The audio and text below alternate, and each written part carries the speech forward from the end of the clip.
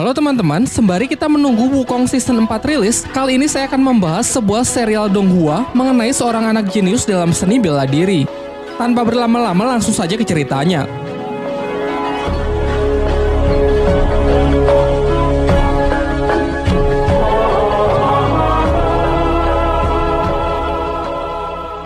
Adegan pertama diperlihatkan seekor rubah putih yang tengah berlari menghindari kejaran para pasukan yang mengincar batu pusaka yang ia bawa.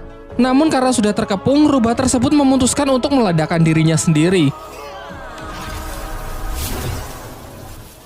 Scene beralih ke sebuah rumah yang memperlihatkan seorang pria bernama Li Xiaowu yang tengah mabuk-mabukan. Hal ini karena pada 6 tahun yang lalu ia gagal mengalahkan petarung dari klan lain dalam sebuah turnamen antar klan yang membuatnya depresi selama bertahun-tahun. Putranya yang masih kecil bernama Lindong berlari keluar sembari mengingat masa lalu dari sang ayah pada 6 tahun silam. Pada waktu itu, ayahnya bertanding di final turnamen melawan Ling Langtian, seorang petarung yang terkenal sangat kuat dari klannya. Namun ayahnya yang memikul harapan besar sayangnya bisa dikalahkan hanya dengan sekali serangan saja.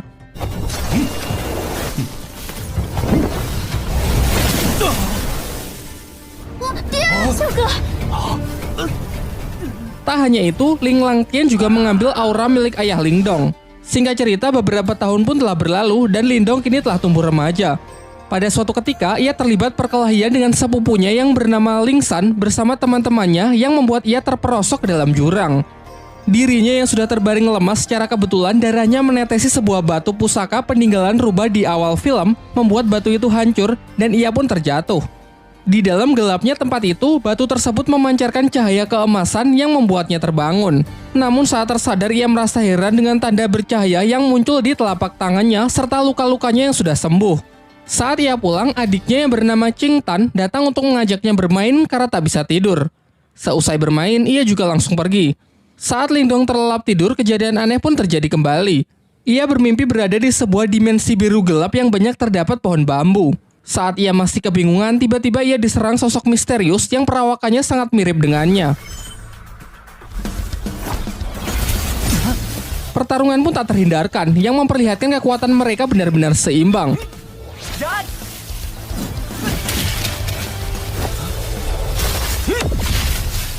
Di pagi harinya saat ia terbangun, ia dikagetkan dengan suara adiknya yang berteriak dari luar. Ternyata kelompok Ling San datang dan mengganggu Qing Tan untuk merebut rumput obat yang ia bawa. Lindong yang bergegas datang mencoba melindungi adiknya dari anak-anak berandalan tersebut.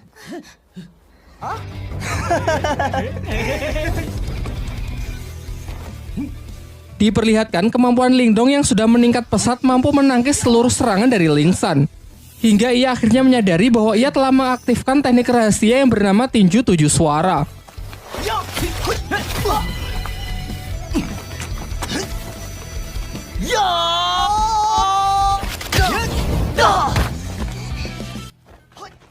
Untung saja pertarungan yang semakin serius itu akhirnya dapat dihentikan oleh kakak Ling San yang diketahui bernama Lin Hong. Sebelum pergi, ia menginfokan bahwa tak lama lagi akan diadakan turnamen di klan mereka untuk menentukan petarung terkuat di klan Lin. Lin Hong yang sangat percaya diri mengatakan bahwa setelah menang nanti ia akan menikahi Qing Tan. Saat kembali, sang ayah menunjukkan gerakan teknik tinju suara yang baik dan benar kepada Lindong.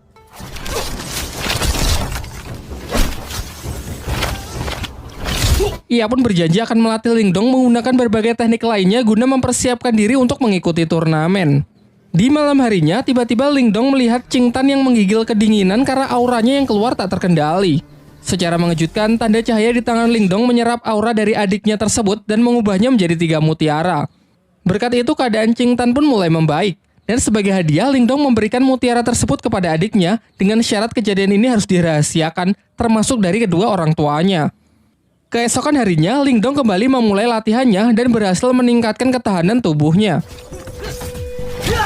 Selain itu, kini secara sadar ia bisa memasuki dimensi rubah dan tempat itu ia jadikan sebagai tempat latihan. Bayangan dirinya yang waktu itu menyerangnya sekarang bisa ia manfaatkan sebagai sparring dalam latihan bertarungnya.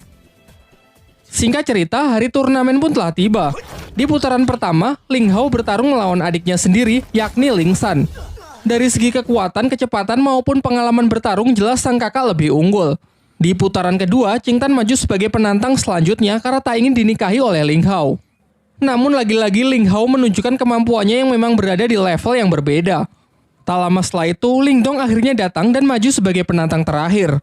Dalam pertempuran itu, semua dibuat sangat terkejut melihat peningkatan kekuatan tempur Ling Dong, ditambah lagi ia mampu menggunakan teknik tinju 7 suara. Belum lagi peningkatan durability-nya yang mencapai level tinggi dapat menahan seluruh tekanan yang diberikan oleh Ling Hao. Tak hanya mampu menangkis seluruh serangan dari lawannya, Ling Dong yang mampu mempraktekkan latihannya di dalam dimensi lain dapat melancarkan serangan-serangannya yang secara akurat membuat Ling Hao sangat kewalahan.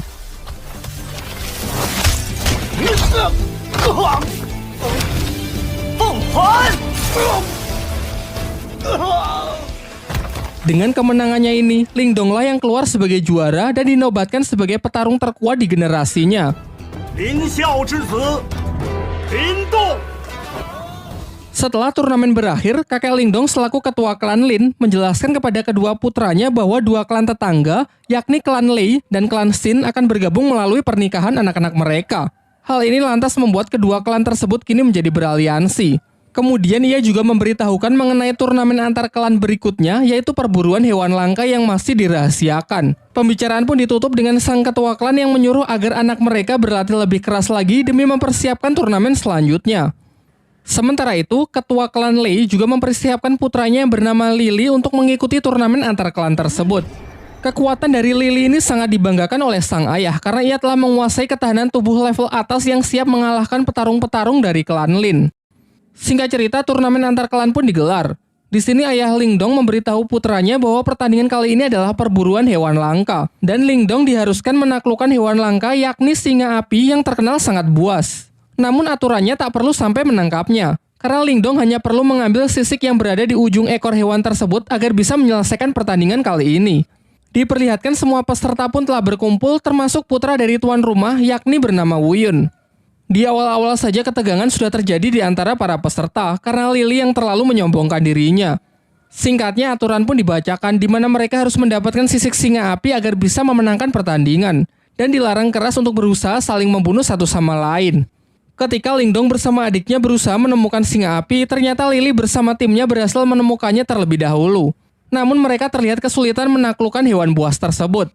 Sementara itu dari kejauhan, Ling Dong hanya mengamati mereka dan menunggu kesempatan yang tepat untuk bertindak. Sampai muncullah dari belakang tim Wu Yun yang menawarkan kerjasama. Wu Yun berencana menyerang si singa api saat hewan itu sudah kehabisan tenaga akibat pertarungannya melawan tim Lily. Merasa hal ini cukup menguntungkan, Ling Dong pun sepakat dengan rencananya dan bersedia menjalankan kerjasama tersebut.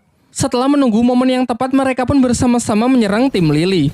Ling Dong menyuruh Wu Yun untuk fokus kepada si singa api, sementara ialah yang akan menghadapi Lily.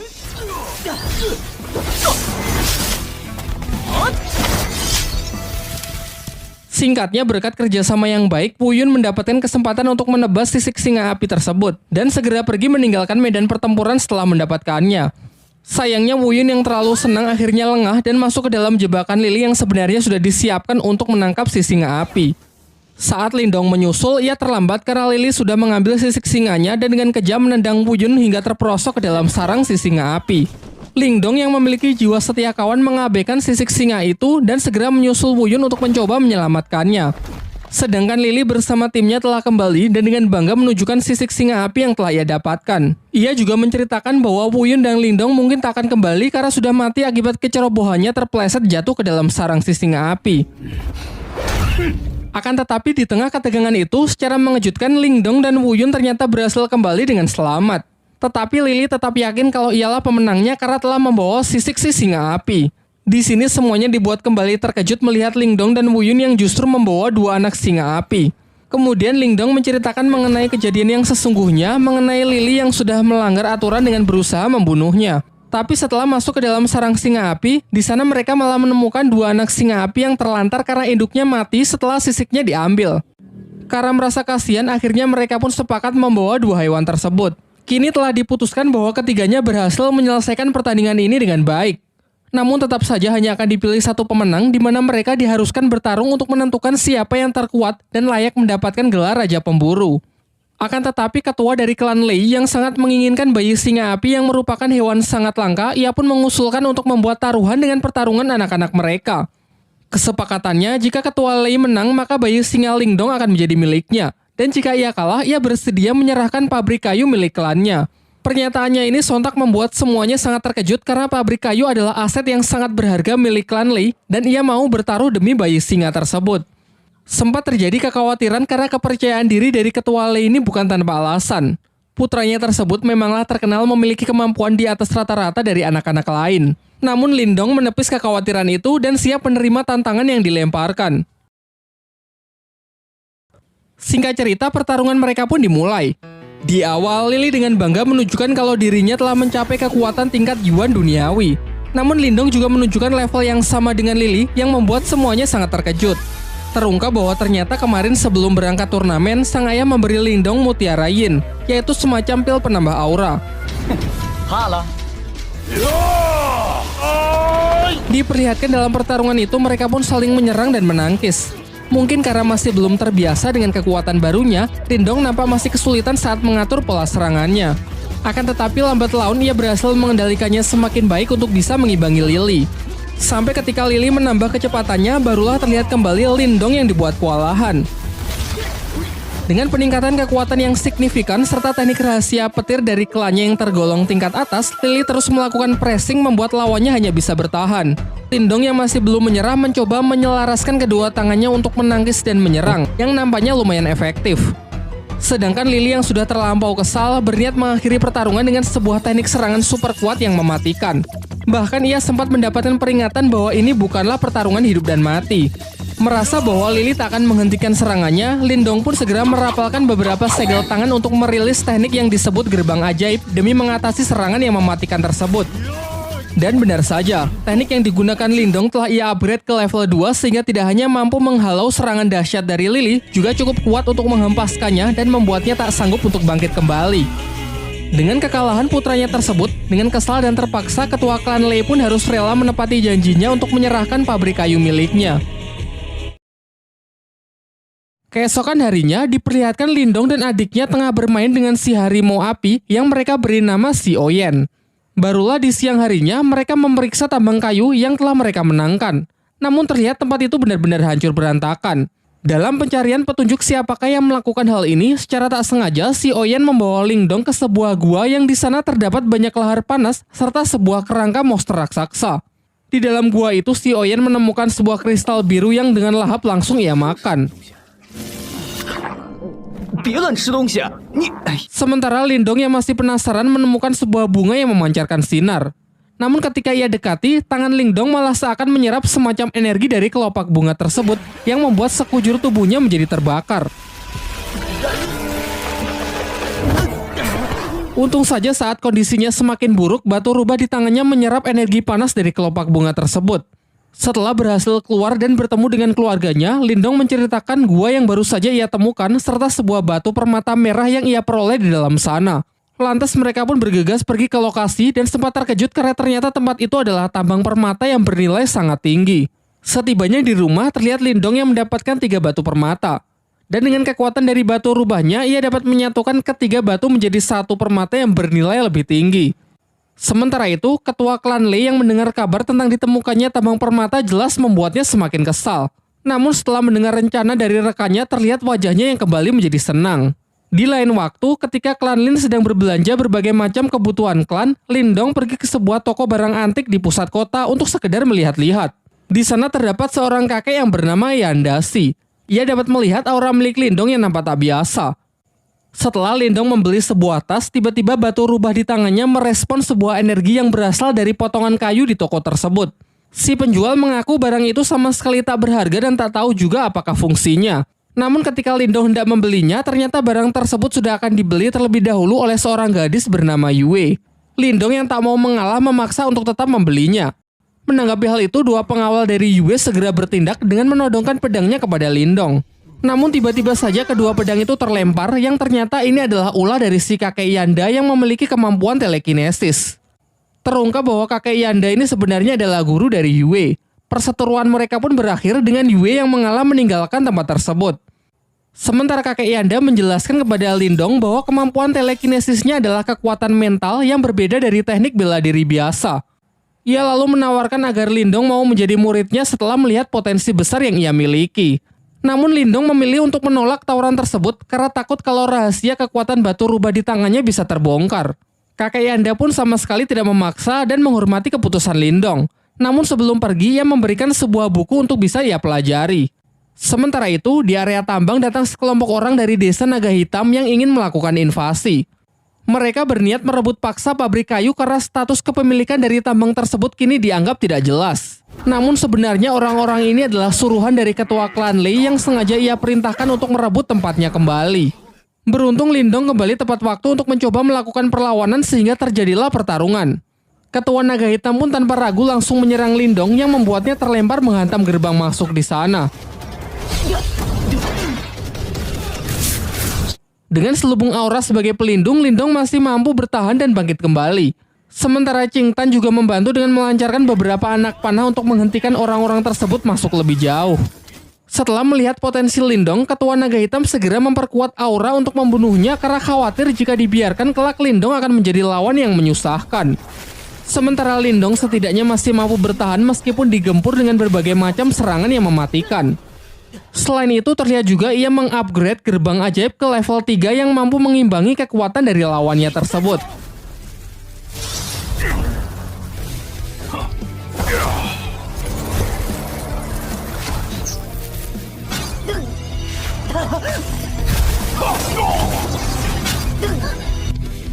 Ketika telah kehabisan energi, entah bagaimana Lindong mampu mengisi ulang energinya dengan menyerap energi alam.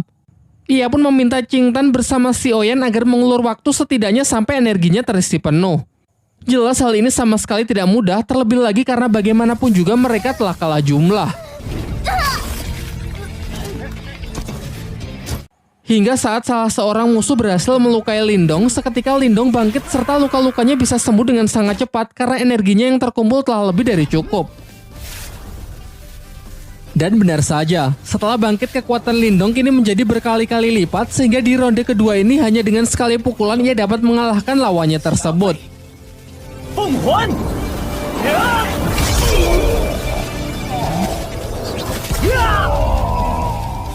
Ketua klan Lei yang mendapatkan kabar bahwa orang-orangnya berhasil dikalahkan sangat terkejut. Terlebih lagi yang mengalahkannya hanya Lindong yang cuma seorang diri. Di malam harinya, terlihat Lindong tengah bermeditasi dengan menggunakan proyeksi astralnya untuk berlatih kemampuan spiritual. Terinspirasi dari kakek Yanda yang ia temui beberapa waktu yang lalu, ia juga mencoba latihan teknik telekinesis dengan mengendalikan benda-benda kecil di tempat tersebut. Selain itu, ia yang penasaran dengan potongan kayu yang telah ia beli tadi siang menyadari kalau benda tersebut memiliki semacam energi yang menyelubunginya. Ia pun mencoba berkonsentrasi, namun energinya masih belum cukup kuat untuk bisa menembusnya. Beberapa saat setelahnya, ia merasakan pancaran energi yang sangat kuat dan bergegas pergi untuk memeriksanya menggunakan teknik proyeksi astralnya. Ternyata energi itu berasal dari kakeknya yang telah berhasil mencapai tingkat Yuan tahap awal. Ia pun lantas segera kembali ke tubuh aslinya untuk menemui sang kakek agar bisa memberikan ucapan selamat. Akan tetapi sang kakek justru menjelaskan bahwa ini hanyalah tingkat Yuan di tingkat awal. Masih ada beberapa tingkat lagi sebelum mencapai tingkat tertinggi. Kemudian ia mengungkapkan bahwa tadi ia sempat merasakan kekuatan mental teknik proyeksi astral yang mendekat, meskipun sesaat langsung menghilang. Namun di sini ia tak tahu kalau kekuatan itu adalah kekuatan milik Lindong. Topik pun berganti. Paman Lindong menyampaikan bahwa tadi ia mendapatkan undangan dari klan Lei untuk membahas mengenai sebuah kerjasama bisnis dengan klan Lin. Singkatnya setelah cukup berdiskusi, mereka pun sepakat untuk menghadiri undangan tersebut. Keesokan harinya, mereka mendatangi rumah utama milik klan Lei. Namun hanya para tetua klan saja yang diperbolehkan untuk masuk. Di saat sedang menunggu, Lindong merasakan ada kekuatan mental yang sangat kuat di sekitarnya yang sedang menggunakan teknik astralnya untuk mengintai. Sementara di dalam ruangan, para tetua klan tengah membicarakan mengenai ajakan kerjasama membangun bisnis untuk keuntungan bersama dengan sistem bagi hasil. Akan tetapi klan Lin keberatan karena dalam kesepakatan itu, ketua klan Lei lah yang akan menjadi pemimpin. Sementara klannya hanya akan menjadi bawahannya saja. Di sini terbongkarlah kedok dari ketua klan Lei yang sebenarnya ingin menjadi penguasa di kota tempat mereka. Perdebatan itu pun semakin memanas yang malah membawa mereka dalam sebuah pertarungan.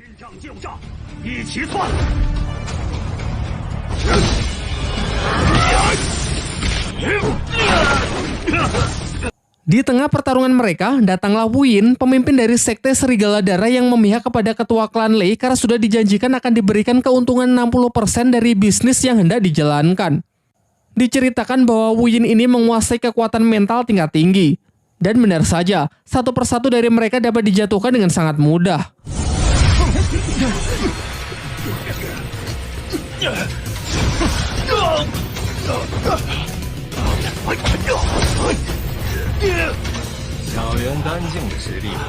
Lindong pun tak tinggal diam, ia berusaha melindungi anggota klannya dengan melawan Gu Yin sendirian. Semuanya pun dibuat sangat terkejut karena Lindong ternyata juga menguasai teknik mental yang sudah berada di tingkat lumayan tinggi. Mereka lantas bertarung dengan sangat sengit. Terlihat Lindong meskipun masih pemula, ia mampu mengimbangi kecepatan dari Gu Yin.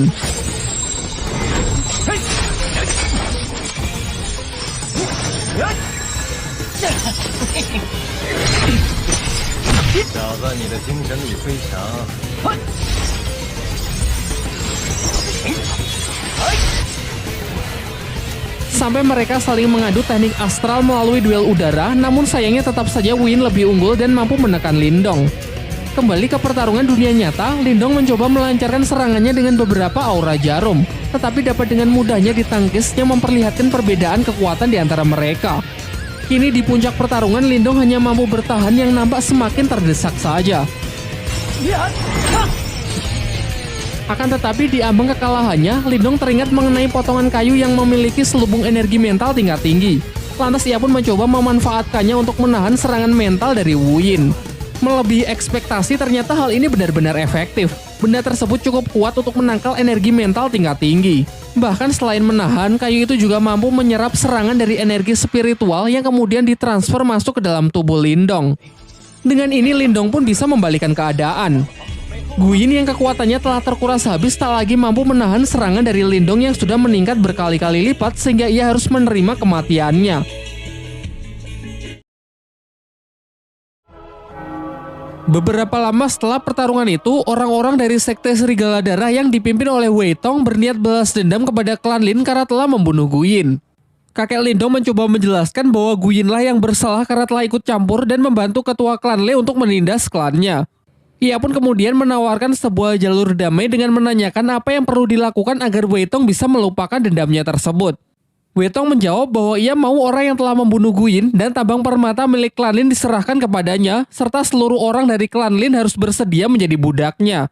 Jelas kakek Lindong pun menolak hal itu sehingga pertarungan pun tak terelakkan. Sayangnya Wei Tong yang telah mencapai tingkat Yuan level atas dengan mudah bisa mengalahkan kakek Lindong. Sampai akhirnya Lindong datang dan menyatakan akan mengalahkan Wei Tong seorang diri, mengingat dirinya lah yang harusnya bertanggung jawab atas kematian Gu Yin. Tanpa basa-basi, Wei Tong pun langsung melancarkan serangannya terlebih dahulu. Dengan lincah, Lindong memanfaatkan teknik jarum biru sebagai pinjakan untuk melayang. Beberapa tembakan anak panah dilancarkan untuk berusaha menjatuhkan Lindong, termasuk menggunakan anak panah yang dilapisi aura, namun bisa ia hindari dengan sangat mudah.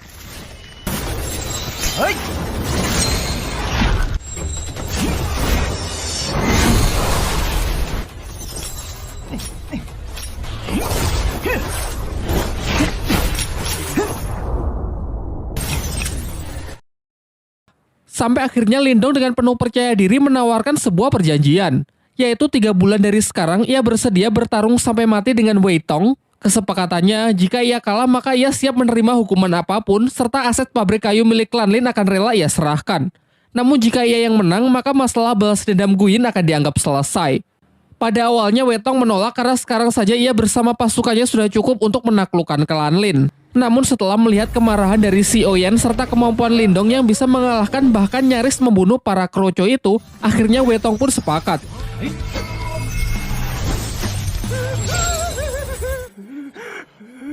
Tetapi ia merasa kalau 3 bulan terlalu lama, sehingga ia ingin mempersingkatnya menjadi 2 bulan saja. Setelah kepergian dari orang-orang sekte Serigala Darah, ayah dan kakek Lindong nampak cemas dengan perjanjian tersebut yang menurut mereka terlalu beresiko karena mempertaruhkan klannya. Namun Lindong menepis kekhawatiran itu dengan mengatakan bahwa ia akan berusaha semaksimal mungkin, mengingat ialah yang memang harus bertanggung jawab dalam kasus ini. Ia lalu meminta izin untuk pergi ke ibu kota lebih awal demi lebih banyak menuntut seni ilmu bela diri di sana. Akan tetapi sebenarnya ia juga punya alasan yang ia rahasiakan, yaitu mencari cara untuk melatih batu rubah di tangannya agar bisa sepenuhnya ia kendalikan. Keesokan harinya, Lindong pun berpamitan dengan semuanya meskipun terlihat sang adik sebenarnya tak rela jika kakaknya pergi sendirian. Singkatnya, Lindong pun berangkat ke ibu kota dengan menunggangi seekor kuda. Setelah tiba di ibu kota, ia mendapatkan informasi kalau di sana akan ada pelelangan benda-benda antik yang digelar untuk para bangsawan. Lindong yang tertarik berniat menghadiri pelelangan tersebut dengan harapan bisa menemukan barang bagus yang bisa berguna nantinya. Bermodalkan dengan beberapa butir permata yang ia bawa, Lindong pun diubah penampilannya agar layak memasuki pelelangan yang dihadiri oleh para bangsawan tersebut. Setibanya di sana, Lindong kembali bertemu dengan kakek Yanda yang diundang sebagai tamu serta ia juga melihat Yue yang datang bersama panitia pelelangan bernama Xuansu. Dalam pelelangan tersebut, Lindong tertarik dengan sebuah tanaman langka yang mampu meningkatkan kekuatan spiritual seseorang. Semuanya sempat dibuat terkejut karena Lindong yang menawarnya dengan harga yang sangat mahal. Diperlihatkan, kakek Yanda sangat terkejut karena merasakan energi dari keberadaan Lindong yang benar-benar telah meningkat pesat. Seusai acara pelelangan itu, Xuansu mengajak Lindong pergi menemui kakek Yanda di sebuah ruangan pertemuan. Sebelum berangkat, mereka sempat merasakan kehadiran mata-mata yang sedari awal sudah membuntuti Lindong. Dalam pertemuan itu, kakek Yanda kembali menawari Lindong untuk menjadi muridnya agar bisa menyempurnakan teknik segel kehidupan milik Lindong. Namun dengan sopan Lindong menolak tawaran itu dan menunjukkan bahwa ia telah menyempurnakannya. Hal ini sontak membuat semuanya sangat kagum karena Lindong dapat melakukannya dalam waktu yang relatif singkat. Kemudian barulah dijelaskan bahwa segel kehidupan adalah dasar dari ahli kekuatan mental. Segel ini dibagi menjadi 3 jenis, yakni segel kehidupan, segel duniawi, dan segel surgawi. Segel kehidupan adalah yang paling umum, sementara segel terkuat adalah segel surgawi yang konon katanya memiliki kekuatan di luar nalar manusia. Singkat cerita, Lindong bersedia menceritakan masalah klannya yang sedang bersinggungan dengan sekte Serigala Darah serta kesepakatannya untuk bertarung hidup dan mati melawan Wei Tong. Mendengar hal itu, Xuansu memberitahukan bahwa terdapat sebuah kolam surgawi yang berisikan energi murni yin dan yang dari sumber kolam tersebut. Kabarnya jika seseorang memasuki kolam itu maka dapat meningkatkan kekuatan spiritualnya, dan kabar baiknya baru-baru ini ditemukan keberadaan kolam surgawi tersebut, namun sayangnya berada di wilayah perbatasan desa dengan klan lain dan masih menjadi sengketa. Xuansu lalu juga menceritakan bahwa telah disepakati sebuah turnamen di mana pemenangnya berhak mengambil energi murni dari kolam tersebut. Tanpa pikir panjang, Lindong pun setuju untuk berpartisipasi dalam turnamen itu. Di lain waktu, Lindong kembali memasuki dimensi batu rubah, namun anehnya bayangan hitam yang selalu menjadi alat berlatihnya tak lagi muncul. Ia pun mencoba berkonsentrasi untuk menemukan sumber masalah. Dan tiba-tiba di sana muncul sesosok bayangan putih yang tak lain adalah si rubah putih itu sendiri. Rubah putih itu lalu memperkenalkan diri bahwa ia adalah jelmaan iblis celestial yang bernama Martha sekaligus pemilik dari dimensi ini. Ia juga menjelaskan bahwa dahulu ia sangat kuat berkat batu tersebut. Akan tetapi seiring berjalannya waktu, batu itu justru menyerap energi spiritualnya hingga menjadi sangat lemah. Akhirnya ia terpaksa hidup bersembunyi di dalam batu tersebut agar jiwanya tidak lenyap. Martha kemudian menyarankan jika Lindong tak ingin bernasib sama, Lindong harus mengisi ulang energi batu itu dengan energi murni. Seketika Lindong pun teringat dengan kolam surgawi yang kabarnya dipenuhi oleh energi murni. Mengingat kalau di turnamen perebutan kolam surgawi nanti ia tak bisa mengandalkan kekuatan batu rubah karena butuh diisi ulang, Martha pun mengajaknya ke sebuah tempat di mana terdapat benda yang disebut piringan mental. Meskipun benda ini bisa menjadi jalan pintas untuk meningkatkan kekuatan spiritual, namun resikonya juga sangat berbahaya. Yaitu jika dalam prosesnya Lindong tak sanggup menahan rasa sakit, maka kekuatan spiritualnya akan lenyap dan tak akan bisa dipulihkan lagi. Tanpa banyak berpikir, Lindong pun ingin mencobanya dan bersedia menanggung semua resiko yang mungkin terjadi. Dan benar saja, saat proses berlangsung, ia merasakan sakit yang sangat luar bioskop. Sampai akhirnya dengan tekad yang kuat, Lindong berhasil melewati proses tersebut, alhasil kekuatan mentalnya pun meningkat pesat. Setelah itu, Martha menyarankan agar Lindong memakan rumput obat yang ia beli sebelumnya agar kondisi dan energi mentalnya bisa segera pulih. Karena setelah ini ia akan mengajarinya teknik baru yang disebut teknik Borkeong. Keesokan harinya, Lindong datang ke suatu tempat di mana semua orang di pelelangan berkumpul. Di sana datang juga Yue dan seorang pria bernama Liu Yi. Kemudian Xuansu mempertemukan Lindong dengan pemilik rumah pelelangan yang diketahui bernama Xia Wanjin. Ia menjelaskan bahwa Yue, Liu Yi, dan Lindong akan bertanding melawan petarung lain dalam rangka memperebutkan kolam surgawi. Singkat cerita, mereka pun bersama-sama pergi ke tempat turnamen. Setibanya di sana, mereka bertemu dengan tim lawan perwakilan dari Sekte Serigala Darah yang diketahui seorang pria bernama Yue San dengan kedua anaknya yang di sampingnya. Di sebelah kanan ada Yue Feng dan di kiri ada Yue Lin serta di belakang ada seorang petarung bayaran yang bernama Jiang Li. Dijelaskan bahwa mereka ini bukan petarung kaleng-kaleng karena sudah mencapai tingkat Yuan Surgawi tahap akhir. Di putaran pertama, Yue maju menggunakan sebuah pedang untuk melawan Yue Lin dengan senjata cambuknya. Sejauh ini pertarungan dua wanita ini terlihat cukup seimbang. Mereka menyerang dan menangkis mengandalkan senjata mereka masing-masing. Namun akhirnya pertarungan singkat tersebut dapat dimenangkan oleh Yue dengan berhasil menodongkan pedangnya tepat ke leher Yue Lin. Di putaran kedua, Yue Feng maju sebagai perwakilan berikutnya. Sementara Lindong yang nampak ragu-ragu segera diambil alih oleh Liu Yi yang bersedia maju terlebih dahulu dengan senjata tombaknya.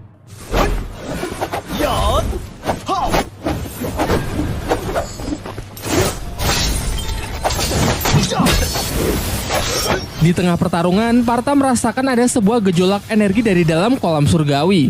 Karena merasa penasaran, ia menyelinap dengan menggunakan proyeksi astralnya kemudian masuk ke dalam kolam itu untuk memeriksa anomali energi tersebut. Namun karena ia hanya menggunakan wujud astralnya, ia tak sanggup menyelam terlalu dalam. Kembali ke arena pertarungan. Diperlihatkan kalau perwakilan tim lawan dapat memenangkan pertarungan di putaran kali ini. Pertarungan selanjutnya adalah babak penentu, di mana Lindong akan menjadi harapan terakhir untuk bisa mendapatkan hak dari kolam surgawi. Dengan nada yang sedikit menggoda, Swanshu menyemangatinya agar bisa memenangkan pertarungan penentu tersebut. Sementara di pihak lawan, Jiang Li si tentara bayaran maju untuk menghadapi Lindong. Di awal, Jiang Li mengatakan bahwa ini akan menjadi pertarungan sampai mati. Jadi jika ingin menyerah, inilah saatnya. Namun Lindong sama sekali tak gentar dengan gertakan itu dan segera bersiap memasang kuda-kudanya. Serangan pertama dapat ia tangkis dengan mudah. Dilanjutkan dengan beberapa gerak serangan juga ia lancarkan untuk mencoba mencari titik lemah dari pertahanan lawannya. So far, nampak keduanya masih seimbang sampai mengadu kekuatan aura mereka. Cukup khawatir melihat kekuatan Jiang Li yang telah mencapai tingkat Yuan Surgawi. Namun tak kalah mengejutkan kalau menyaksikan energi mental tingkat tinggi Lindong yang seketika mampu menghentikan pergerakan lawannya. Dilanjutkan dengan serbuan jarum aura yang semakin merepotkan Jiang Li.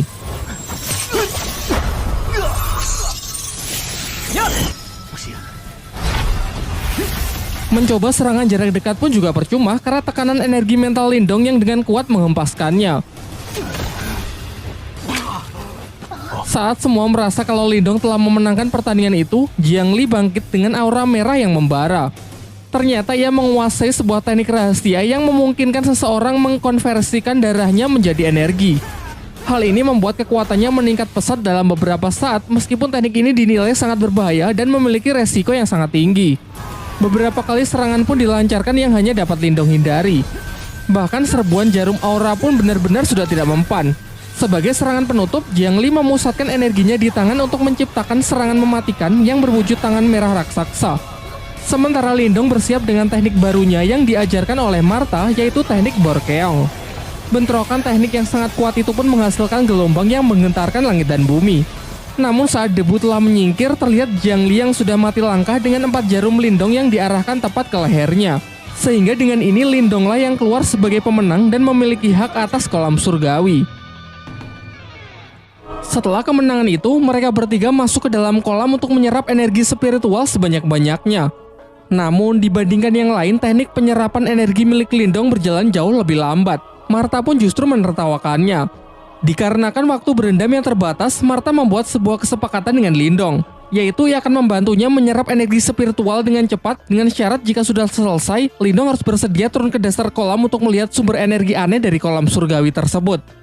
Tanpa pikir panjang, Lindong pun menyetujui kesepakatan yang dibuat Martha. Dan benar saja, setelah mendapatkan bantuan dari Martha, dengan sangat cepat energi mengalir deras ke dalam diri Lindong. Bahkan efek dari proses itu sampai dirasakan di atas kolam yang muncul pusaran air raksasa. Seusai proses penyerapan, sesuai kesepakatan ia turun ke dasar kolam untuk memeriksa sumber dari energi kolam surgawi. Di bawah sana Lindong menemukan giok iblis piton yang dalam kondisi tersegel. Pada awalnya Lindong tak ingin mengusiknya dan berniat langsung pergi. Namun Martha berusaha membujuknya dengan mengatakan kalau ini tidak berbahaya karena iblis ini sedang terluka. Ia juga menjelaskan bahwa sumber energi spiritual yang Lindong serap sebagian tadi berasal dari mutiara yin dan yang berada di belakang jiwa iblis tersebut. Martha lalu menambahkan, jika Lindong berhasil mendapatkan mutiara tersebut, maka hanya dalam waktu singkat Lindong dapat mencapai tingkat Yuan Yin. Namun karena mutiara itu diselubungi jiwa iblis, Martha harus menghisapnya terlebih dahulu supaya Lindong bisa mengambilnya. Ia lalu menyuruh Lindong untuk mentransfer sebagian energinya agar Martha cukup kuat untuk bisa melakukannya. Ketika proses penyerapan berlangsung, tiba-tiba segel iblis itu hancur sehingga sang iblis piton kini berhasil bebas. Pertarungan pun tak terhindarkan.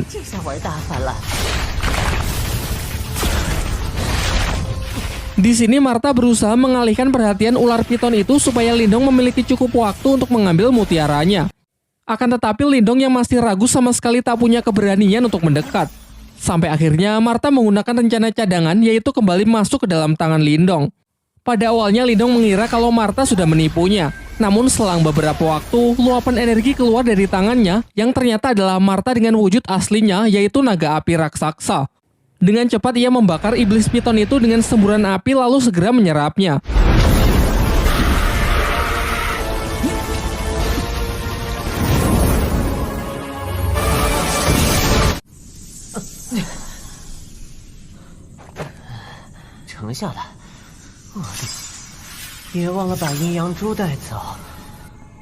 Setelah mereka semua kembali, Xiao Wanjin dan yang lainnya merasa khawatir dengan kondisi Lindong yang terlihat sangat pucat akibat penyerapan energi dari kolam surgawi yang dinilai terlalu banyak. Namun Lindong menepis kekhawatiran itu dengan mengatakan kalau dirinya baik-baik saja.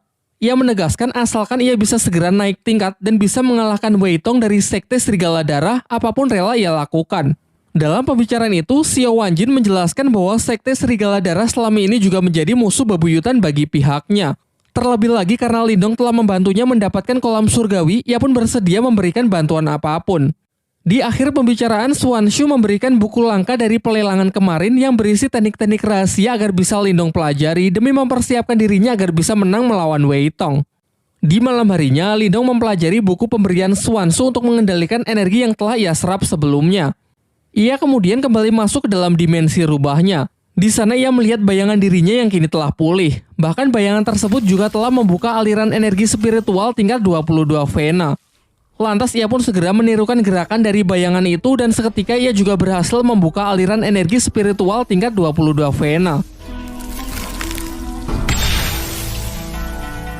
Sekaranglah saatnya ia mencoba mutiara yin yang ia dapat dari kolam surgawi. Pertama-tama dengan menggunakan energinya sendiri, ia mencoba memurnikan mutiara tersebut. Meskipun di percobaan pertama ia sempat gagal, sampai akhirnya dengan mengerahkan seluruh tenaganya, ia berhasil menetralkan mutiara itu yang kemudian langsung ia telan.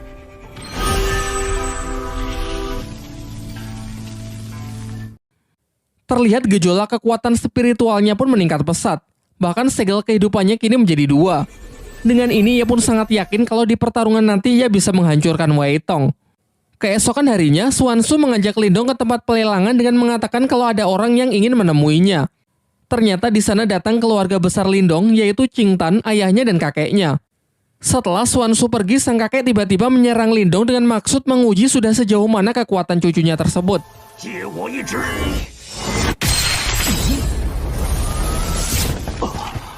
Dan setelah beradu kekuatan, hasilnya benar-benar mengejutkan karena kini Lindong telah mencapai tingkat Yuan dan awal. Kakeknya lalu menjelaskan bahwa dalam sejarah klan Lin, Lindong adalah orang termuda yang bisa mencapai tingkat tersebut.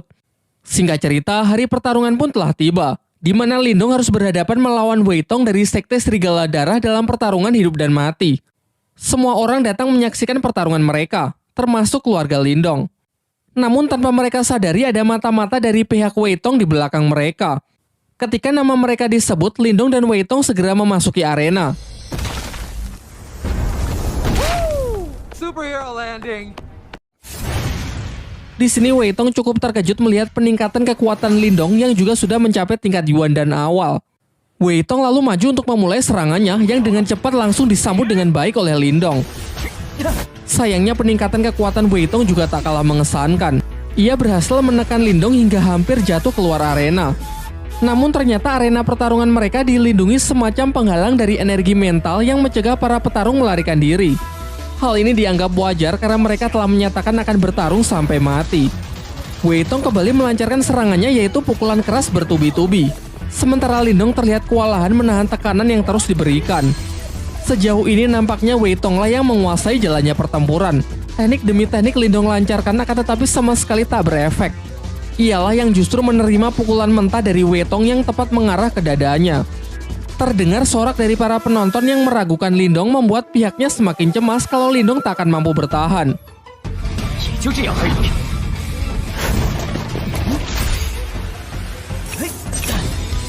Sekarang tak ada pilihan lain, Lindong pun segera menyiapkan jurus terkuatnya yaitu teknik Borkeong untuk mencoba mengakhiri pertarungan.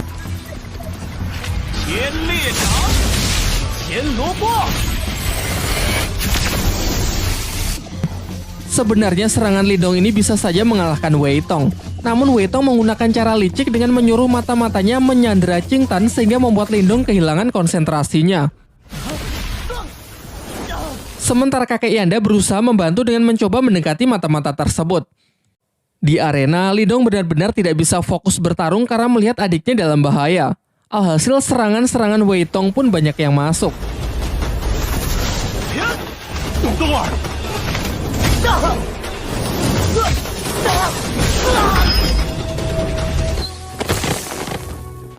Di saat-saat genting, ia teringat kalau teknik jarum dewa yang pernah dipakai Guyin mampu menghancurkan penghalang energi mental. Kemudian ia kembali mengeluarkan jurus Borkeong untuk berpura-pura menyerang Wei Tong, namun sebenarnya ia menyelinapkan jarum dewa untuk menembus penghalang spiritual arena demi menolong Qing Tan.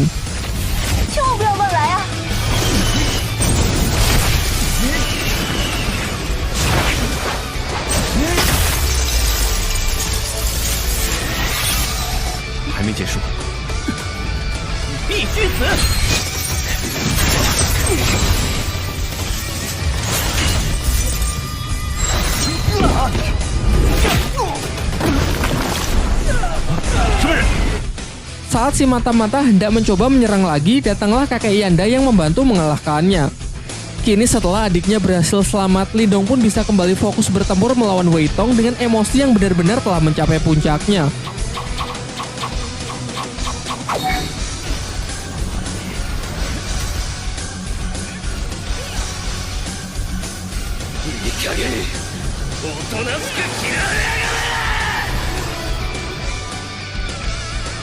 Setelah menerima gempuran serangan dari Lindong, Wei Tong pun benar-benar sudah kehabisan tenaga dan ia pun mengaku kalah. Namun Lindong malah mengatakan bahwa ini adalah pertarungan sampai mati, di mana pertarungan belum selesai jika tak ada salah satu pihak yang mati.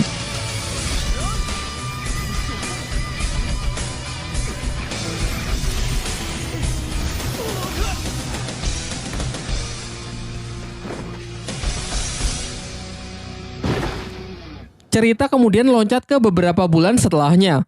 Karena kemenangan Lindong dari Sekte Serigala Darah, klan Lin kini menjadi sangat terkenal di seluruh penjuru kota. Selain itu, klan Lin juga telah bersekutu dengan rumah pelelangan milik Xia Wanjin. Sementara itu, Lindong berada di tempat kakek Yanda untuk minum teh bersama dengan saling menggunakan telekinesis untuk menuangkan teh ke dalam gelas. Setelah itu, kakek Yanda menjelaskan kalau menurutnya kekuatan mental milik Lindong mungkin setara dengan miliknya, yakni kekuatan mental tingkat 4. Ia kemudian berpesan agar Lindong terus meningkatkannya karena di dunia ini masih ada tingkat yang jauh lebih tinggi lagi yang bahkan kakek Yanda tak punya kesempatan untuk mencapainya. Scene beralih di sebuah pegunungan yang memperlihatkan seorang pria dengan sebuah pedang di tangannya. Pria ini memiliki kekuatan mental yang sangat kuat. Diperlihatkan menggunakan tebasan pedangnya, ia mampu membelah gunung tanpa melukai kupu-kupu yang melewati jalur serangannya. Setelah itu, ia dihampiri oleh seekor burung pembawa pesan yang membawakan surat berisi sesuatu mengenai makam Nirwana. Di tempat lain, seorang wanita yang terlihat berjalan di atas air mendapatkan pesan yang serupa dari sebuah bunga teratai.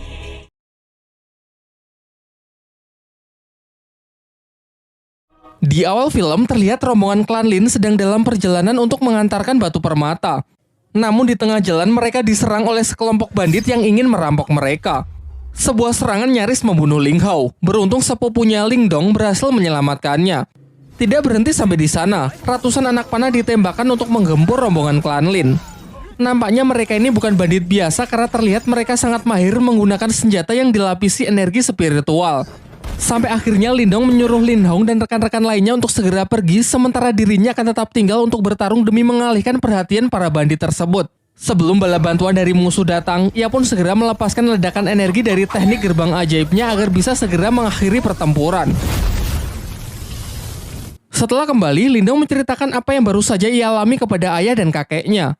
Sang kakek mengatakan bahwa tidak heran banyak orang jahat yang mengincar klan Lin demi mendapatkan batu permata yang sangat berharga mereka. Terlebih lagi karena klan Lin baru beberapa bulan pindah ke kota Yan sehingga masih sulit membedakan antara kawan dan lawan. Pembicaraan pun ditutup dengan kakek Lindong yang berpesan agar tidak mencolok saat mengantarkan barang.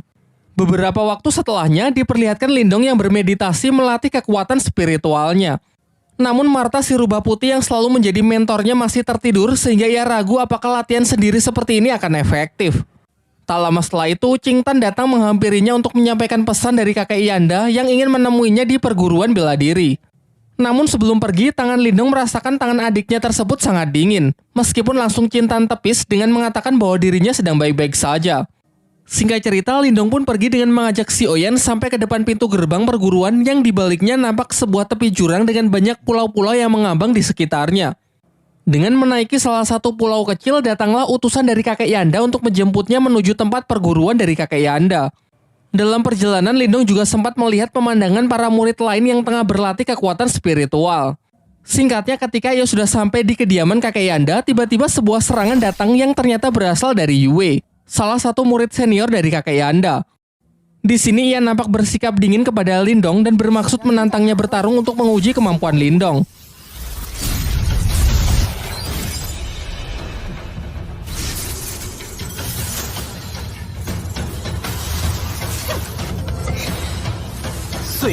Namun ketika pertarungan mereka sudah mulai serius, kakek Yanda datang untuk segera menghentikan mereka. Kakek Yanda lalu menjelaskan bahwa tak lama lagi akan diadakan pertandingan antar perguruan bela diri yang disebut pertarungan menara. Namun di dua pertandingan sebelumnya perguruan bela dirinya telah mengalami kekalahan sehingga jika pertandingan kali ini ia kalah lagi, maka kepemimpinan dari perguruannya akan diambil alih oleh perguruan bela diri dari kota sebelah, yakni perguruan bela diri kota Tianhou. Jadi tujuannya memanggil Yue dan Lindong adalah untuk meminta bantuan agar mereka bersedia berpartisipasi mewakili perguruan bela diri kota Yan miliknya. Menurutnya dengan kekuatan spiritual Lindong yang telah mencapai tingkat lumayan tinggi, ia yakin kalau Lindong bisa memberikannya harapan. Lindong pun bersedia membantu mengingat jasa kakek Yanda yang beberapa waktu yang lalu telah menyelamatkan nyawa adiknya. Setelah pembicaraan mereka, kakek Yanda meminta Yue agar menemani Lindong berkeliling. Di sisi lain di kota Tianhou diperlihatkan seorang kakek bernama Han Yu memiliki beberapa murid dengan kekuatan spiritual tingkat tinggi. Ia lalu menyuruh salah satu muridnya yang bernama Cao Zu pergi ke perguruan bela diri kota Yan untuk mengukur sudah sejauh mana persiapan dan kemampuan para murid di sana. Sementara itu ketika Yue mengajak Lindong berkeliling di perguruan bela diri kota Yan, mereka melihat kerusuhan di tengah latihan para murid di sana. Ternyata ini adalah ulah Cao Zu, salah satu murid perguruan Tianhou yang memang sengaja datang untuk merusuh sekaligus mengukur kemampuan para murid di sana. Ia sangat sombong karena sejauh ini belum ada murid di tempat itu yang bisa menandinginya. Sampai kemudian Yue iseng mendorong Lindong masuk ke arena untuk melawan Cao Zu. Pada awalnya Lindong memilih pergi turun arena karena tak ingin meladeninya. Namun ia tak bisa menahan diri lagi karena Cao Zu lah yang lebih dulu menyerangnya menggunakan teknik pedang es hitam. Di atas arena mereka pun saling mengadu teknik mereka masing-masing.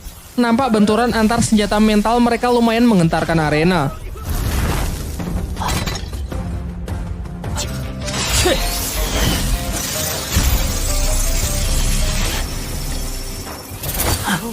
Cao Zu ternyata tak hanya membual. Dengan teknik pedang es hitamnya ia cukup sukses menekan jarum dewa milik Lindong.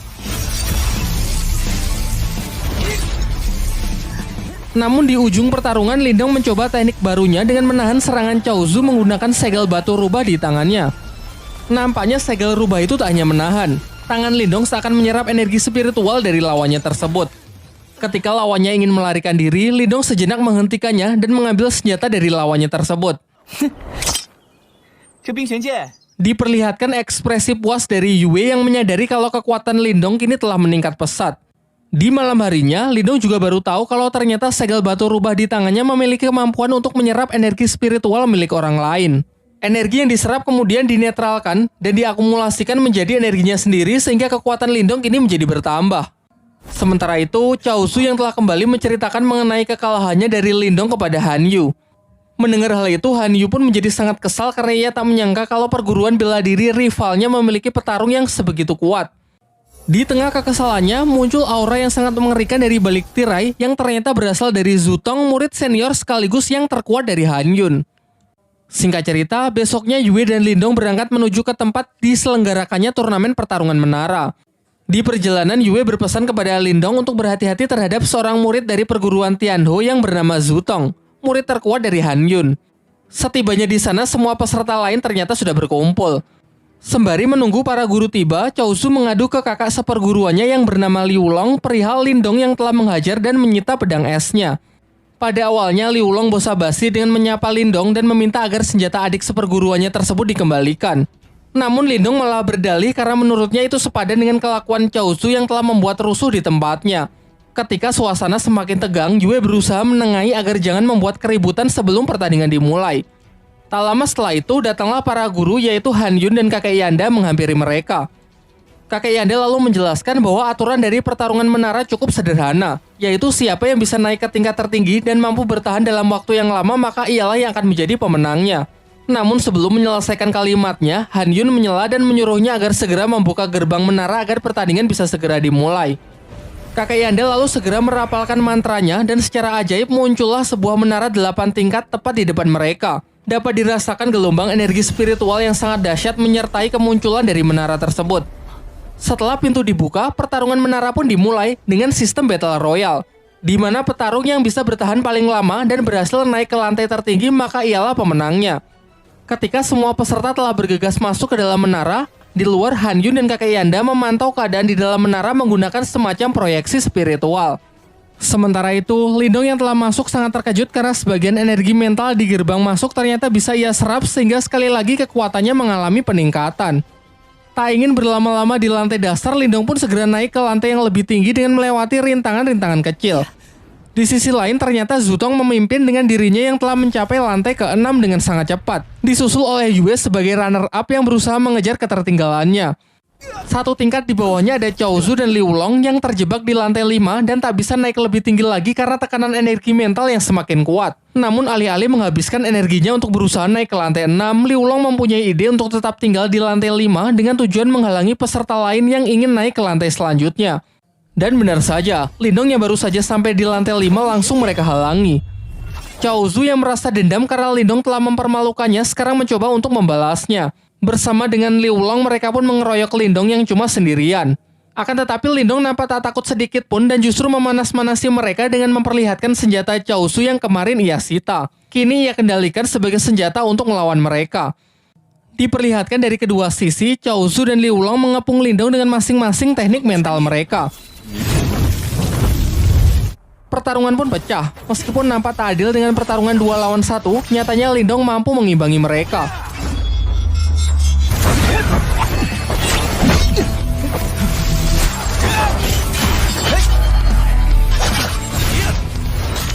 Bahkan ia cukup cakap untuk mematahkan teknik roda ganda milik Chaozu. Sementara Liu Long yang terus menggempurnya dengan pedang mentalnya juga sangat kewalahan karena Lindong dapat bertahan sekaligus menyerang dalam waktu yang bersamaan. Sampai akhirnya kedua saudara seperguruan ini melakukan teknik fusion dengan menggabungkan kekuatannya untuk menyerang Lindong.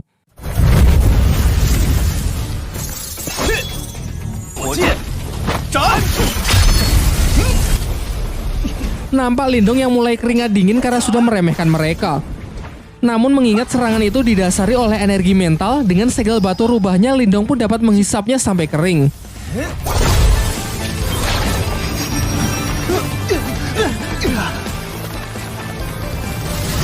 Dan ketika mereka sudah kalah, Lindong tidak lantas membunuh mereka, melainkan malah menguras dompet mereka kemudian langsung bergegas naik ke lantai 6 demi mengejar ketertinggalannya. Sementara itu di lantai 6 terlihat Yue yang berusaha keras untuk naik ke lantai 7, namun ia selalu gagal karena tekanan energi mental di sana sangat kuat yang jauh melebihi apa yang bisa ia bayangkan. Berbeda dengan rivalnya, Zutong nampak santai berpisah dengan Yue karena tinggal selangkah lagi ia sudah bisa naik ke lantai 7. Hal ini membuktikan kalau tingkat kekuatannya memanglah luar biasa kuat. Yue yang merasa kecewa dengan dirinya sendiri akhirnya melepas pegangannya karena telah kehabisan tenaga. Beruntung Lindong datang tepat waktu dan masih sempat menangkapnya. Setelah mengucapkan janji bahwa ia pasti akan menang, Lindong pun segera melompat untuk menyusul Zutong naik ke lantai selanjutnya. Di luar menara, Hanyu dan kakek Yanda hanya tahu kalau ada dua peserta yang berhasil naik ke lantai 7 tanpa tahu siapakah mereka. Pada awalnya Hanyu mengira kalau mereka pasti Zutong dan Yue, namun kakek Yanda yakin kalau itu bukan Yue melainkan Lindong. Sementara di dalam menara, Lindong telah berhasil naik ke lantai 7. Namun tidak hanya adanya tekanan mental yang jauh lebih kuat, karena di sana juga terdapat rintangan sambaran petir yang mencegah mereka naik ke lantai 8. Terlihat Zutong yang sudah berada lebih tinggi sangat terkesan dengan Lindong yang berhasil mencapai lantai ini. Mereka pun mulai berlomba-lomba untuk bisa naik ke lantai 8. Zutong mulai menyerang Lindong untuk memperlambatnya. Akan tetapi dengan cepat Lindong bisa melewati semua rintangan sekaligus melancarkan serangan balik.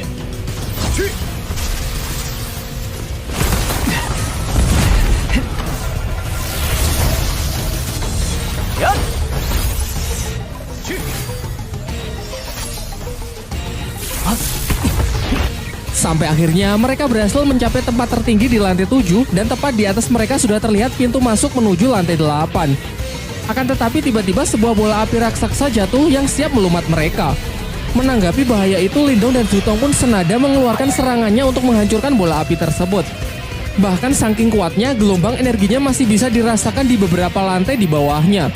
Sayangnya tak berhenti sampai di situ, keganasan dari lantai 7 pun kembali terlihat dengan munculnya pilar-pilar yang memancarkan kilatan petir siap menghancurkan apapun yang melewatinya. Zutong yang menyadari kalau sambaran petir itu dapat secara langsung merusak inti energi mentalnya, mencoba berhenti sejenak untuk memikirkan sebuah cara agar tak bertindak gegabah.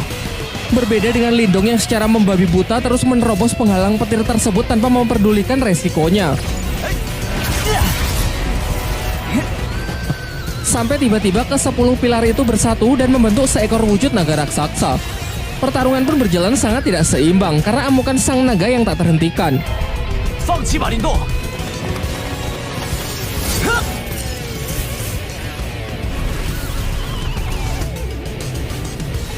Di saat naga itu melilit Lindong, Lindong baru menyadari bahwa ular ini hanyalah bongkahan energi mental, di mana ini artinya ada kemungkinan kalau ia bisa menyerapnya. Setelah menghisap habis naga tersebut tanpa membuang waktu, Lindong pun langsung melompat ke lantai 8 meninggalkan Zutong. Di luar menara terlihat ada seorang peserta yang telah berhasil naik ke lantai tertinggi. Namun mereka semua beranggapan kalau Zutonglah yang berhasil mencapainya. Sementara itu di dalam lantai 8 terlihat ekspresi puas Lindong karena telah mencapai lantai tertinggi dan bisa memenangkan pertandingan kali ini. Di sana ia menemukan ada semacam prasasti kuno mengenai penyempurnaan teknik energi mental, sayangnya gagal ia pelajari karena tenaga Lindong yang telah terkuras habis. Namun ia tak lantas menyerah begitu saja. Di sekitarnya ia merasakan ada banyak energi spiritual yang bertebaran, ia pun bergegas menyerapnya untuk mengisi ulang tenaga sekaligus agar kekuatannya bisa naik ke tingkat 3. Di waktu yang bersamaan, para peserta yang telah gagal satu persatu keluar dari menara. Namun semua dibuat sangat terkejut saat melihat Zutong juga keluar dari menara itu dan mengakui kekalahannya dari Lindong. Kini semuanya pun sudah jelas bahwa Lindonglah yang menjadi pemenangnya. Karena tak ingin lebih dipermalukan lagi, Han Yun pun segera menarik kembali semua pihaknya untuk meninggalkan tempat ini. Singkat cerita, malam pun telah tiba. Terhitung sudah 24 jam semenjak Lindong masuk ke dalam menara. Terlihat Yue mulai cemas takut kalau sesuatu yang buruk menimpa Lindong. Sementara itu, di dalam menara lantai teratas, Lindong benar-benar berusaha keras hingga akhirnya ia berhasil mencapai kekuatan mental tingkat ketiganya. Bahkan sampai-sampai luapan energinya bocor keluar menara yang mengejutkan Yue dan kakek Yanda.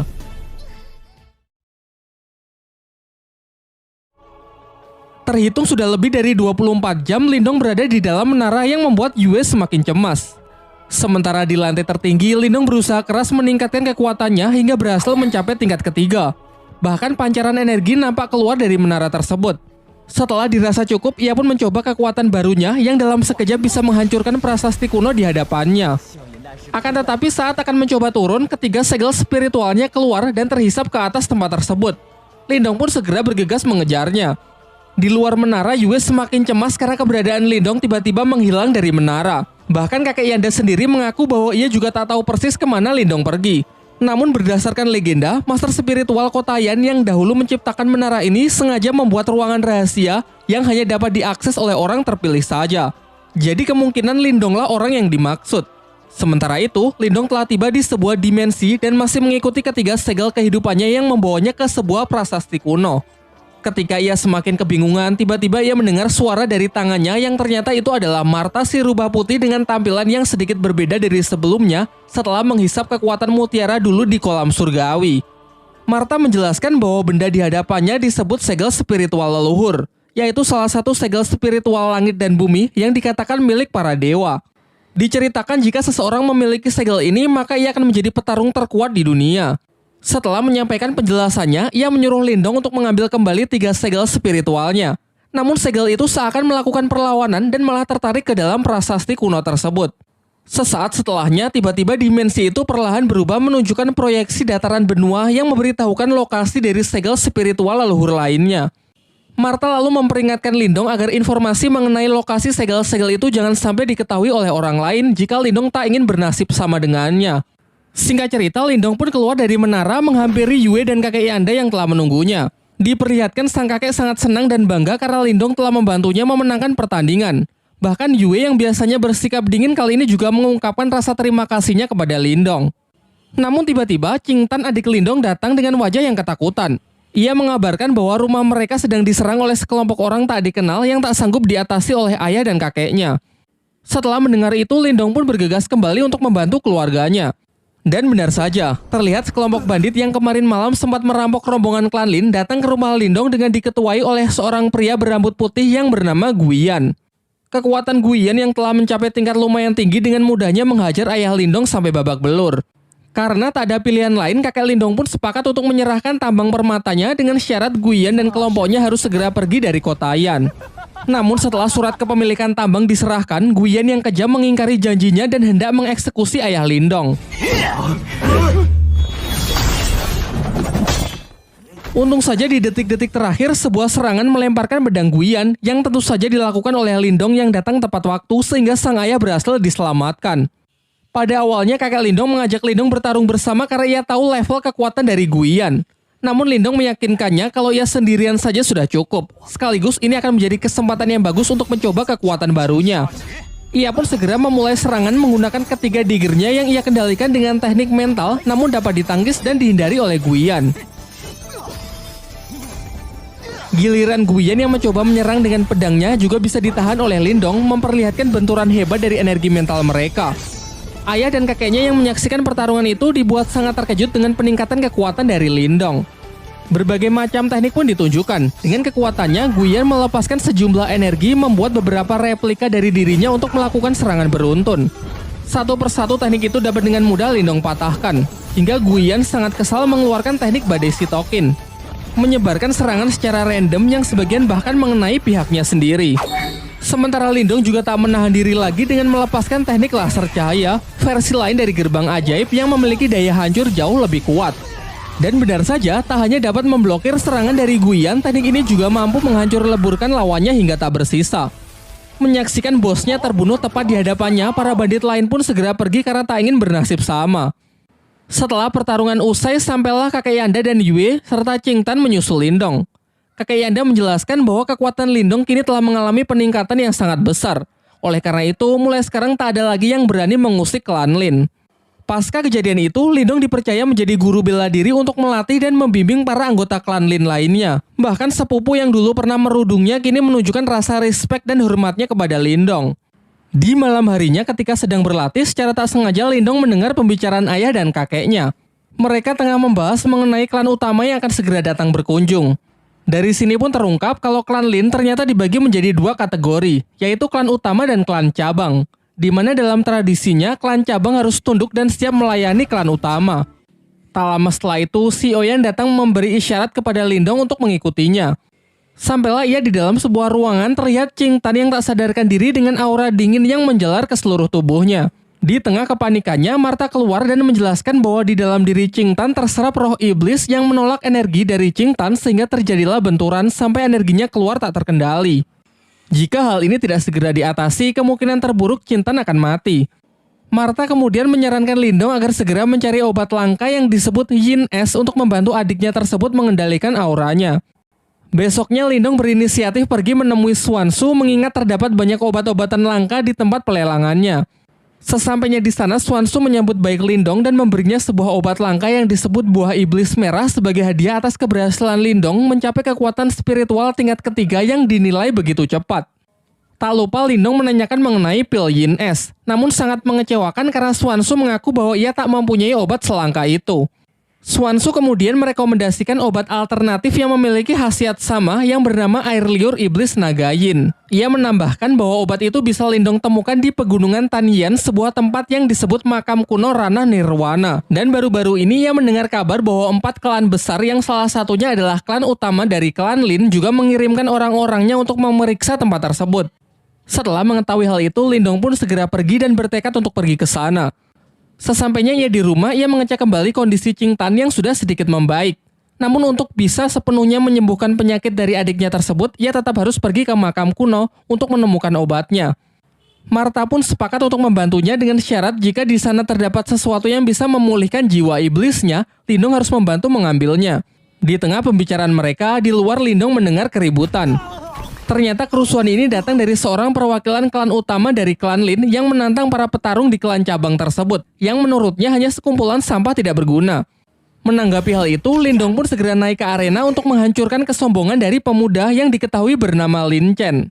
Sementara itu, senior dari Lin Chen, seorang wanita bernama Lin Ker, tengah diajak berkeliling bersama kakek Lindong. Dalam pembicaraan mereka, kakek Lindong meminta agar Lin Ker mengikut sertakan Lindong untuk pergi ke makam kuno agar cucunya tersebut bisa lebih mengasah kemampuannya. Pada awalnya, Lin Ker ragu karena beranggapan kalau para petarung di klan cabang tak lebih kuat dari klan utama, sehingga dikhawatirkan hanya akan menghambat perjalanannya saja. Namun secara kebetulan ia melihat Lindong dan Lin Chen yang akan bertarung, sehingga hasil pertarungan mereka akan ia jadikan sebagai bahan pertimbangan. Kembali ke arena dengan penuh percaya diri, Lin Chen pun menantang Lindong bermaksud menunjukkan kekuatan dari klan Lin yang sesungguhnya. Di awal pertarungan, Lindong berusaha menjaga jarak untuk menganalisis gaya bertarung serta level dari lawannya terlebih dahulu.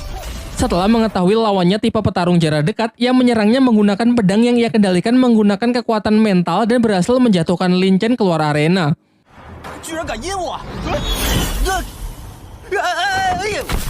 Namun Lin Chen yang masih belum terima memusatkan kekuatannya di kedua tangan lalu melompat dengan serangan cakarnya. Sementara Lindong berusaha bertahan dengan teknik gerbang ajaibnya. Terlihat Lin Chen cukup sukses menghancurkan pertahanan dari Lindong. Sayangnya ini hanya jebakan karena pecahan dari energi mental Lindong menyerang Lin Chen. Pertarungan berakhir dengan teknik Borkeong membuat Lin Chen terpaksa untuk menyerah. Di sisi lain, Lin Ker yang cukup terkesan dengan bakat luar biasa dari klan cabang akhirnya sepakat untuk mengajak Lindong ikut serta dalam ekspedisinya ke makam kuno. Singkat cerita, keesokan harinya Lindong pun berangkat dengan mengajak Si Oyen ikut serta dalam rombongan klan utama ke makam kuno. Di tengah perjalanan ia melihat banyak mayat-mayat yang berserakan ulah dari para bandit. Lin Ker juga menjelaskan kalau sekarang mereka telah memasuki pegunungan Tianyan, sehingga ia menyuruh semuanya agar tetap waspada karena mulai dari sini perjalanan pasti akan menjadi semakin berbahaya. Di malam harinya mereka memutuskan untuk berkemah di tengah hutan. Diperlihatkan Lindong yang masih terjaga karena ingin terus waspada, berbeda dengan Lin Chen yang sudah tertidur pulas. Lin Ker lalu menghampiri Lindong dan menjelaskan bahwa di luar makam kuno terdapat sebuah segel yang sangat kuat yang hanya bisa dibuka dengan menggabungkan setidaknya 4 kekuatan spiritual tingkat ketiga. Ia menambahkan bahwa kita saja masih belum cukup, sehingga dibutuhkan seseorang dari klannya yang akan segera menyusul yang bernama Lin Langtian. Seketika ekspresi Lindong pun langsung berubah karena Lin Langtian adalah orang yang dulu pernah mengalahkan ayahnya. Di tengah obrolannya mereka merasakan kalau ada orang yang sedang mengawasi mereka. Dan benar saja, di balik pepohonan yang gelap muncul sekelompok bandit yang mereka bicarakan di perjalanan tadi siang. Bandit-bandit itu telah mengepung mereka yang diketahui oleh seorang pria bernama Song Dao. Tanpa membuang waktu, Lin Ker pun segera bertindak dengan santainya menghabisi satu persatu dari bandit tersebut. Sementara Lindong dengan berani menantang si ketua bandit untuk bertarung 1 lawan 1.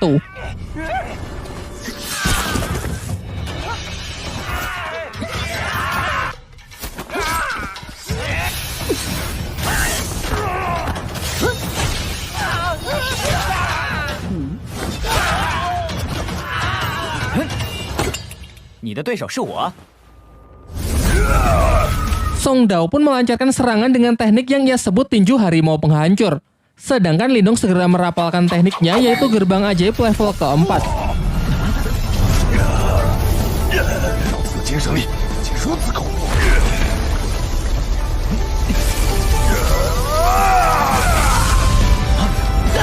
Pertarungan singkat itu akhirnya dapat Lindong menangkan.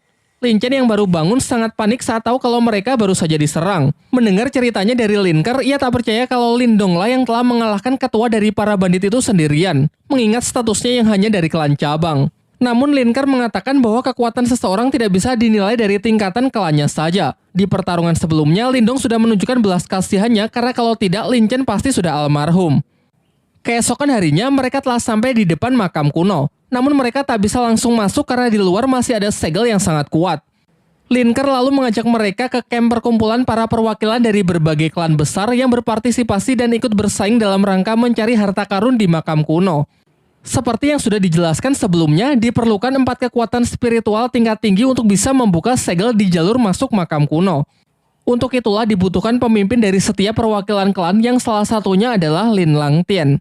Dan setelah menunggu cukup lama, akhirnya tibalah Lin Langtian dengan menunggangi burung phoenix-nya. Tak lama setelah itu nampak kilatan petir yang ternyata adalah perwakilan dari klan Wang yang bernama Wang Yan. Dilanjutkan dengan hadirnya perwakilan dari klan Qin yang bernama Qin Shi. Terakhir datang seorang gadis bunga teratai bernama Hingsu yang menjadi satu-satunya perwakilan yang datang sendirian. Lindong yang merasakan aura hebat dari keempat orang di hadapannya benar-benar terkesan dan merasa kalau dirinya masih belum ada apa-apanya. Setelah semuanya berkumpul, mereka berempat pun secara bergantian menyerang segel penghalang makam kuno tersebut dan berhasil menghancurkannya. Sesaat setelah jalan menuju makam kuno terbuka, tanpa membuang-buang waktu, mereka pun segera bergegas masuk untuk berlomba-lomba menemukan harta karun di sana. Sesampainya di dalam, di sana terdapat banyak jalur yang bisa dilalui.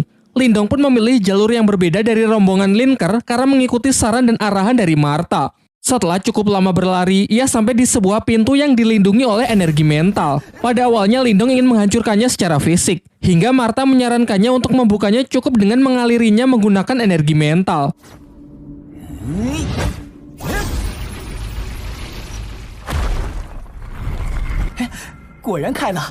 Setelah pintu terbuka, Lindong sangat terkejut melihat di dalam sana terdapat sebuah kolam yang dipenuhi oleh pil spiritual yang bernilai sangat mahal.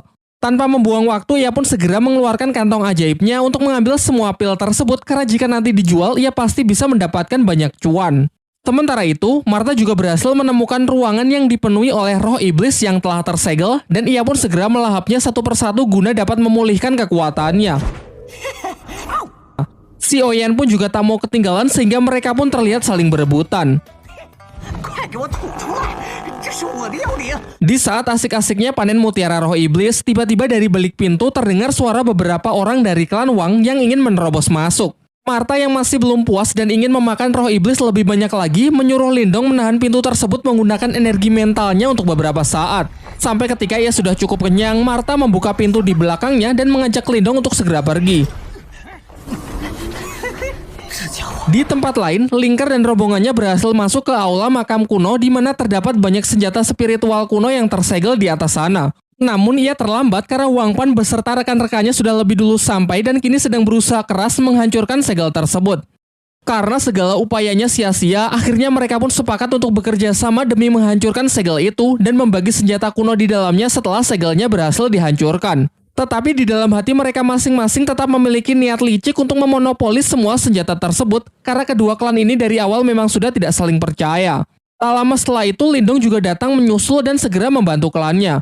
Diperdengarkan dari dalam dirinya, Martha menyarankan agar Lindong mengambil senjata tombak di sebelah kiri.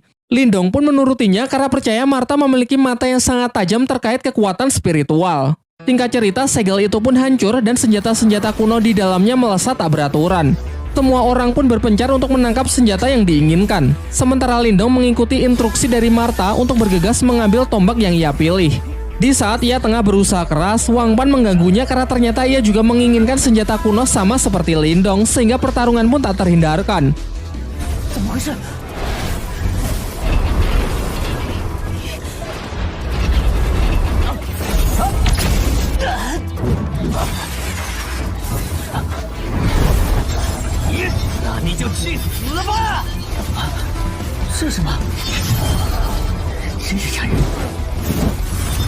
Akan tetapi Lindong lebih diuntungkan karena Martha yang berada di pihaknya turut membantu mengatasi serangan putaran roda emas yang dilancarkan oleh Wang Pan. Sampai akhirnya Lindong pun berhasil menangkap senjata kuno tersebut dan langsung meneteskan darahnya ke batang tombak agar tombak itu bisa mendapatkan tuannya.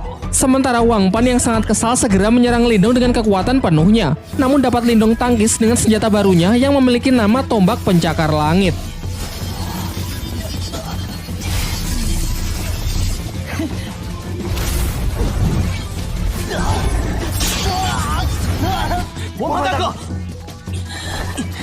Setelah kerusuhan itu, sebenarnya Wang Pan ingin melanjutkan pertarungan mereka atas nama klan masing-masing. Namun ketika tahu Lin Ke juga berhasil mendapatkan salah satu senjata kuno legendaris sehingga kecil kemungkinan pihaknya bisa menang, akhirnya ia pun bersedia pergi dan menarik seluruh rekannya untuk mundur. Kemudian Lin Ke mengajak Lindong bergabung dengan rombongannya untuk menemukan harta karun paling berharga di makam kuno. Tetapi Lindong menolaknya dengan alasan ingin berkeliling sendirian saja. Singkatnya, setelah cukup lama berjalan, Lindong malah tersesat di dalam sebuah labirin. Ketika mereka sedang berusaha keras mencari jalan keluar, tiba-tiba saja dinding labirin itu bergerak saling merapat sehingga Lindong pun harus bergegas lari agar tidak terhimpit. Ketika sedang menghadapi jalan buntu, Martha yang curiga kalau ini cuma ilusi menyarankan agar Lindong tetap berlari lurus. Dan benar saja, setelah melewati dinding di depannya, ia tiba di sebuah tempat rahasia di dalam makam kuno tersebut.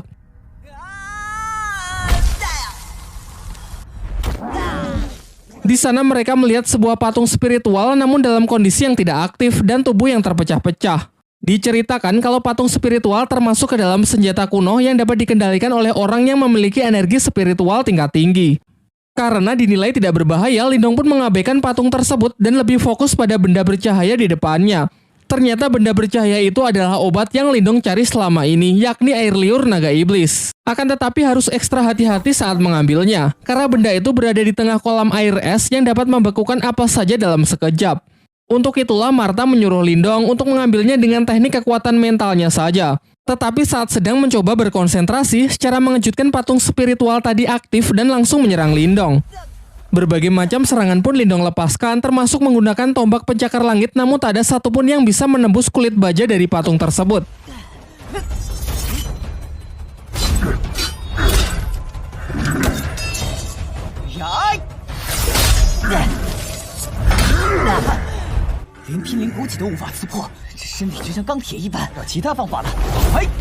Sampai Lindong baru menyadari bahwa inti energi dari patung spiritual tersebut tepat berada di belakang kepalanya. Sehingga untuk mengalahkannya cukup menekan titik tersebut. Mulailah ia menyusun strategi dengan menyerangnya menggunakan laser cahaya dari depan sebagai pengalih perhatian dan menunggu kesempatan yang tepat untuk menyerang titik lemah patung spiritual tersebut.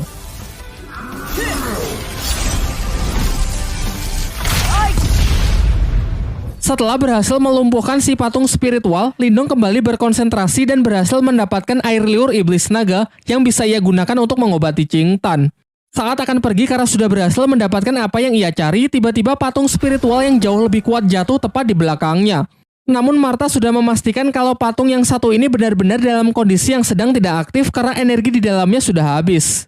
Ia kemudian menyuruh Lindong untuk mengalirinya dengan energi spiritual miliknya agar patung ini bisa menjadi miliknya dan nanti dapat ia manfaatkan dalam berlatih. Merasa misinya telah terselesaikan, Lindong pun ingin segera pergi keluar dari makam kuno namun malah tersesat di hamparan lava panas akibat mengikuti arahan dari Martha yang sok-sokan tahu jalan. Karena sudah terlanjur sampai sejauh ini, mereka pun berniat pergi ke seberang lautan lava untuk melihat kuil dari si pemilik makam kuno. Ia kemudian menyuruh si Oyen untuk menunggunya di daratan karena menyeberangi tempat ini menurutnya akan sangat berbahaya. Dan benar saja, di saat sedang menyusuri lautan lava, dari dalam lava muncul sesosok ular api raksasa yang langsung menyerang mereka.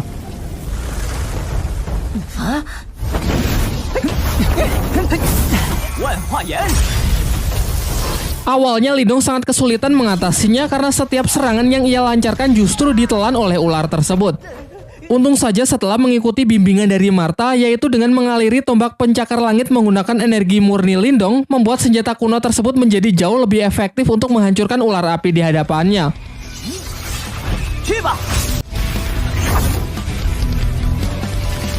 Sayangnya setelah satu ular dapat ia hancurkan, muncul lagi ular lain yang seakan tak pernah ada habisnya. Terhitung sudah 9 kali ia mengalahkan si ular api yang membuat tenaganya kini semakin terkuras. Sampai akhirnya di ular api yang ke-10, Lindong mulai berpikir bahwa kemungkinan lautan lava ini hanyalah sebuah ilusi sama seperti labirin sebelumnya. Ia pun kemudian memberanikan diri untuk terjun ke dalam lava meskipun sangat beresiko karena jika dugaannya salah dan lava ini benar-benar nyata, maka tubuhnya akan langsung hancur tak bersisa. Pertaruhan nyawa itu pun akhirnya dimenangkan oleh Lindong karena lautan lava ini ternyata benar-benar hanya ilusi untuk merahasiakan keberadaan kuil si pemilik makam kuno di bawah sana. Ketika ia menengok ke atas, terlihat Ling Langtian beserta 2 ketua klan lainnya masih terjebak di dalam ilusi lautan lava dan berhadapan dengan ular api raksasa. Singkat cerita, Lindong bersama Martha masuk ke dalam kuil tersebut dan menemukan benda paling berharga di makam kuno, yaitu jantung nirwana. Ketika sedang mengagumi aura hebat yang terpancar dari dalam benda tersebut, Qingsu datang dan mengungkapkan kalau ia sangat terkesan dengan kemampuan Lindong yang bisa menemukan tempat ini lebih cepat dari yang lain. Di sini Lindong sadar akan kemampuannya yang tak akan punya kesempatan untuk bisa menang melawan si gadis teratai tersebut, sehingga ia lebih memilih mengalah membiarkan Qingsu mengambil jantung nirwananya. Lagi pula sedari awal Lindong memang hanya mengincar air liur iblis naga saja untuk mengobati adiknya. Diperlihatkan dengan kekuatan energi spiritualnya, Qingsu berusaha menghancurkan pelindung dari jantung nirwana sehingga terjadilah benturan hebat yang sanggup menggetarkan tempat tersebut. Sesaat setelah berhasil melabur jantung nirwana, Qingsu segera menyerapnya untuk memulai proses penyatuan ke dalam dirinya.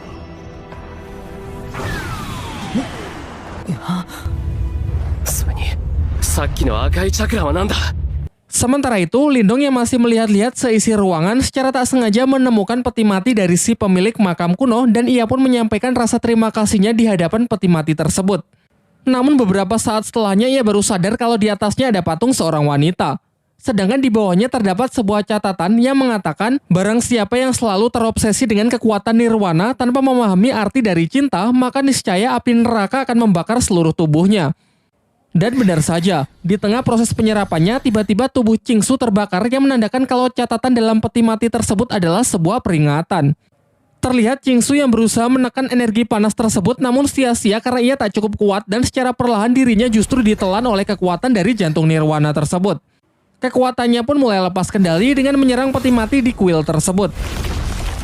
Ia kemudian menuduh Lindong sudah tahu resikonya sejak awal dan menjebaknya dengan sengaja membiarkan dirinya mengambil jantung nirwana. Lindong pun berusaha menjelaskan kalau dirinya juga baru tahu setelah membaca catatan di dalam peti mati si pemilik makam kuno. Dengan sisa kesadarannya, Qingsu meminta Lindong untuk meminjamkan inti energi spiritual miliknya guna menyeimbangkan luapan energi yang tak terkendali tersebut. Ia berjanji kalau nanti akan ia ganti berkali-kali lipat. Namun Martha melarang Lindong dengan mengatakan jika Lindong menyerahkan inti energi spiritual miliknya, maka kekuatan dari latihannya selama ini akan musnah begitu saja dan mustahil bisa dipulihkan lagi. Takut akan hal itu, Lindong pun segera bergegas keluar kuil, namun Qingsu mencegahnya dan berniat mengambil inti energi Lindong secara paksa. Di tengah keributan mereka, tiba-tiba muncul sesosok pria misterius yang ternyata adalah sisa jiwa dari si pemilik makam kuno yang bangkit kembali setelah peti matinya dihancurkan. Pada awalnya si pemilik makam kuno mengira kalau Qingsu dan Lindong adalah pasangan kekasih. Namun mereka langsung menepisnya dengan mengatakan kalau mereka baru saja bertemu. Ternyata jawaban itu membuat si pemilik makam murka dan menekan Qingsu yang nampak ingin membunuh serta mengambil kembali jantung nirwananya. Dari sini diketahui kalau kekuatan jantung nirwana hanya bisa diserap oleh pasangan kekasih saja. Tanpa ikatan tersebut, siapa saja yang mencoba memilikinya pantas mati. Martha yang menyadari kalau orang di hadapannya sangat kuat segera menyuruh Lindong mengambil kesempatan ini untuk melarikan diri. Akan tetapi Lindong yang tak sampai hati meninggalkan Qingsu yang hendak dibunuh memutuskan untuk kembali dan memohon kepada si pemilik makam kuno agar nyawa gadis teratai tersebut diampuni. Melihat keberanian Lindong, amarah dari si pemilik makam pun mulai mencair dan beralih mengagumi Lindong yang rela berkorban demi gadis yang padahal baru saja ia kenal. Ternyata hal ini mengingatkan kepada dirinya di masa lalu yang melakukan hal yang sama kepada wanita yang belum lama ia temui. Singkat cerita, ia pun memutuskan untuk mengampuni Qingsu dan memberikan jantung nirwana kepada mereka berdua dengan mengikat mereka ke dalam ruang energi untuk memulai proses penyerapan. Di waktu yang bersamaan, Ling Langtian dan yang lainnya sangat terkejut karena lautan lava di hadapannya tiba-tiba berubah menjadi air biasa. Sehingga kini tak ada halangan lagi untuk mereka bisa menemukan dan memasuki kuil kuno dari makam tersebut. Kembali ke tempat Lindong, si pemilik makam yang melihat senjata Lindong sangat terkesan karena tombak pencakar langit yang dulu merupakan miliknya kini berhasil diwarisi oleh Lindong. Sementara itu diperlihatkan jiwa Qingsu dan Lindong berada di sebuah dimensi yang dipenuhi bunga diiringi musik romansa persis seperti di film-film India. Sampai ketika proses itu telah selesai, nampak mereka yang tak sadarkan diri di tengah sebuah padang bunga berpegangan tangan dengan senyum yang terukir di wajah mereka masing-masing.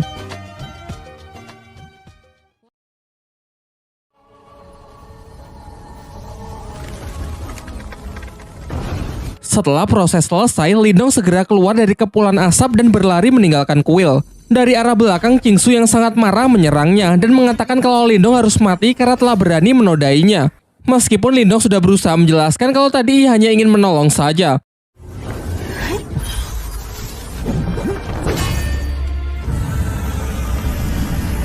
Ketika Qingsu sudah berhasil mencekik Lindong dan nyaris membunuhnya, ia teringat perasaan hangat saat bersama Lindong yang membuat hatinya perlahan mulai luluh.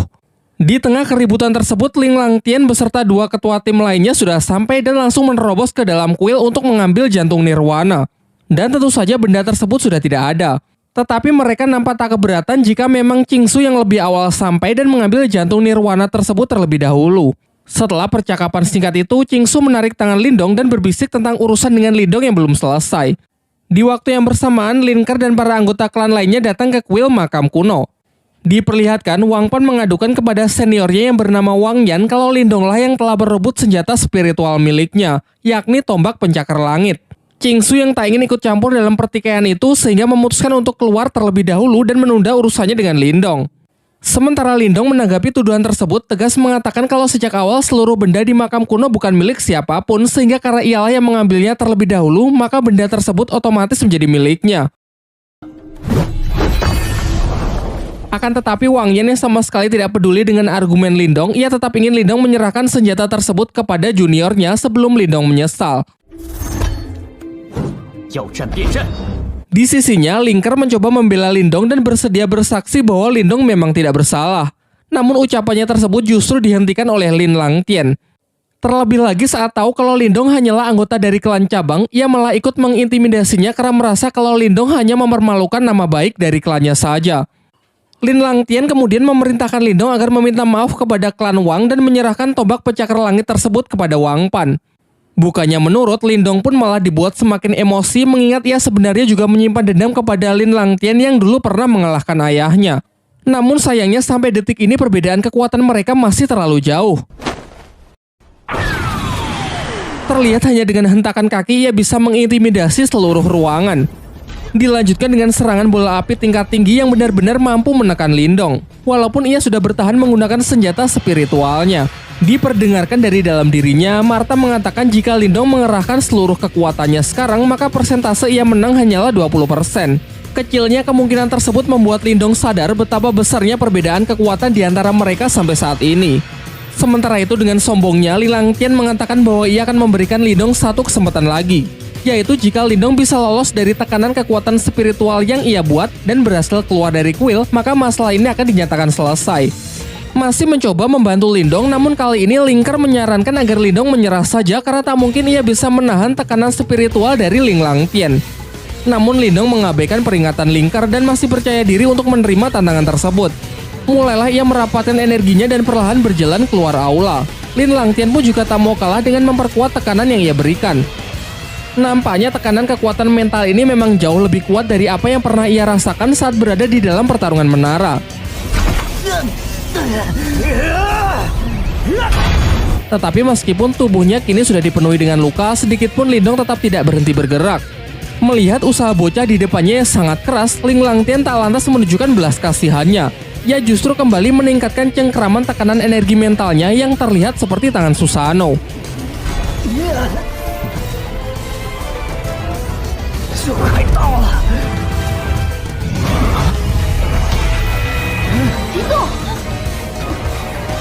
Ketika Lindong sudah benar-benar kehabisan tenaga dan nyaris hilang kesadaran, ia teringat mengenai adik dan keluarganya yang seketika membangkitkan semangat dan energinya sehingga ia berhasil menang dengan menginjakan kakinya tepat di luar kuil.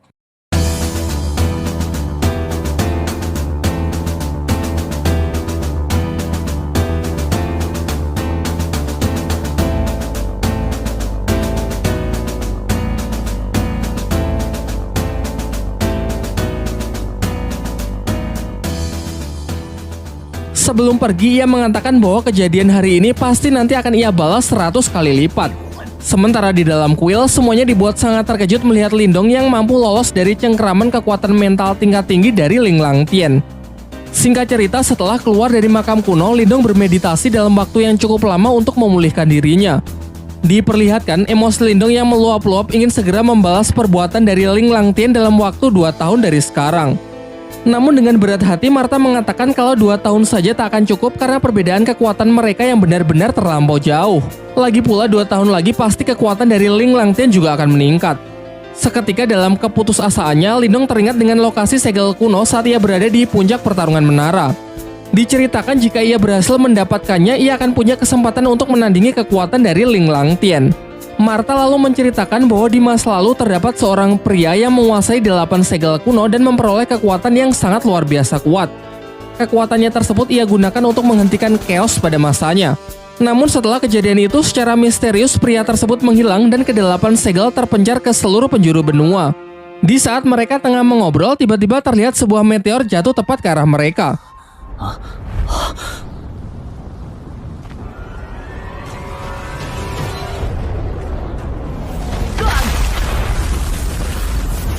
Dan ternyata bukannya meteor, melainkan tombak naga emas milik Wang Yan, ketua klan Wang yang tadi sempat bersinggung tegang dengan Lindong. Di sini Wang Yan menyatakan ingin balas dendam dengan membunuh Lindong karena ia masih tak terima kalau orang yang telah mempermalukan dirinya di hadapan semua orang bebas begitu saja. Sementara itu, Lindong yang berpikir kalau Wang Yan ini tak lebih kuat dari Ling Langtian sehingga ia berniat untuk meladeninya.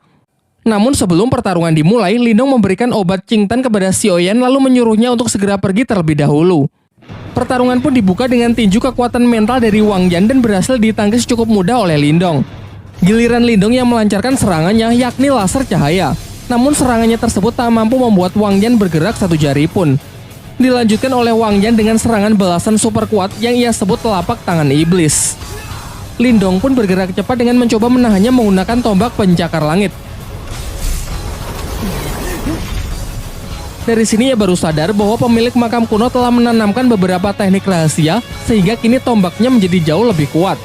Akibatnya serangan Wang Yan pun dapat ia pukul mundur, dilanjutkan dengan hantaman keras dari teknik mental transformasi berwujud seekor ikan biru.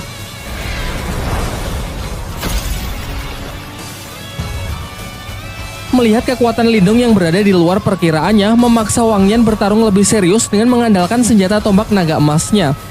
Dan benar saja, dalam sekejap Wang Yan juga mampu melepaskan teknik transformasi kekuatan mentalnya yang berwujud naga emas raksasa. Di sisi Lindong, Martha pun memberikan peringatan keras kalau itu bukanlah serangan yang bisa Lindong tahan dengan hanya teknik biasa. Lantas ia menyarankan agar Lindong mengalirkan seluruh energi spiritualnya ke tombak pencakar langit.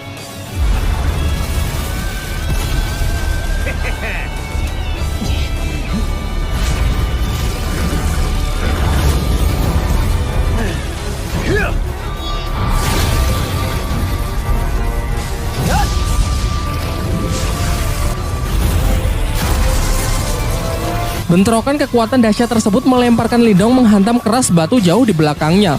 Sama halnya dengan Wang Yan yang juga jatuh syok menyaksikan bocah di hadapannya mampu mengimbangi serangan pamungkasnya. Ia makin kesal dong, dilancarkanlah serangan jarak dekat untuk segera menghabisi Lindong.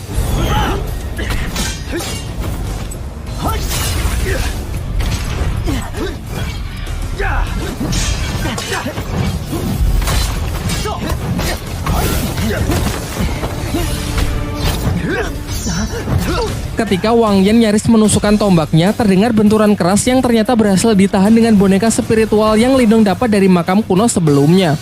Dengan mengikuti arahan dari Martha, Lindong pun segera mengaliri boneka tersebut dengan energinya agar bisa ia kendalikan untuk menghadapi Wang Yan.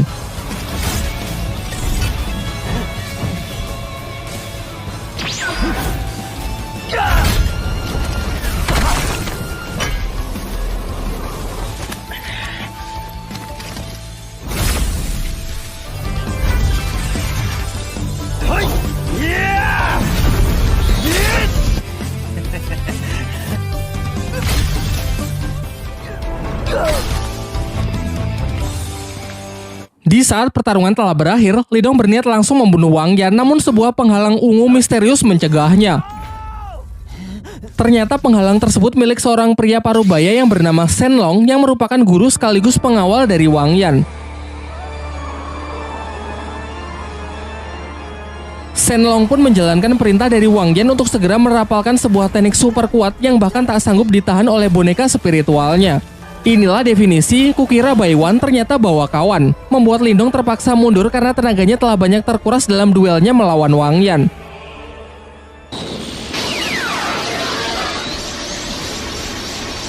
Ia pun semakin panik karena jurus dari Shen Long ternyata dengan cepat terus mengejarnya.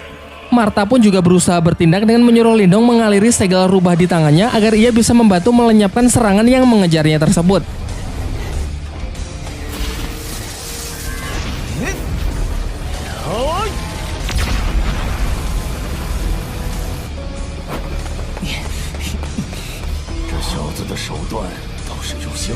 Akan tetapi Shenlong tak lantas membiarkannya pergi begitu saja. Ia pun melancarkan serangan kedua yang jauh lebih kuat dan jauh lebih mematikan.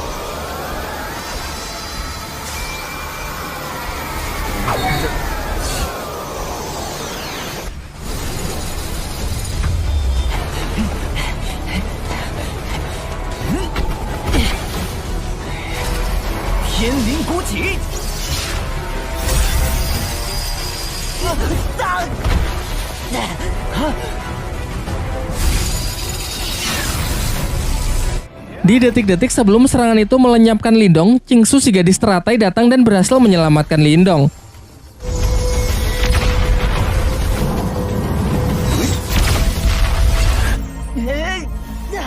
Wang Yan yang tahu kalau itu adalah Qingsu memerintahkan agar Shenlong berhenti mengejarnya, karena menurutnya meskipun kita bersatu, kecil kemungkinan pihaknya bisa menang. Singkat cerita, dibawalah Lindong ke sebuah tebing di mana terdapat sebuah pohon sakura besar yang sedang berguguran.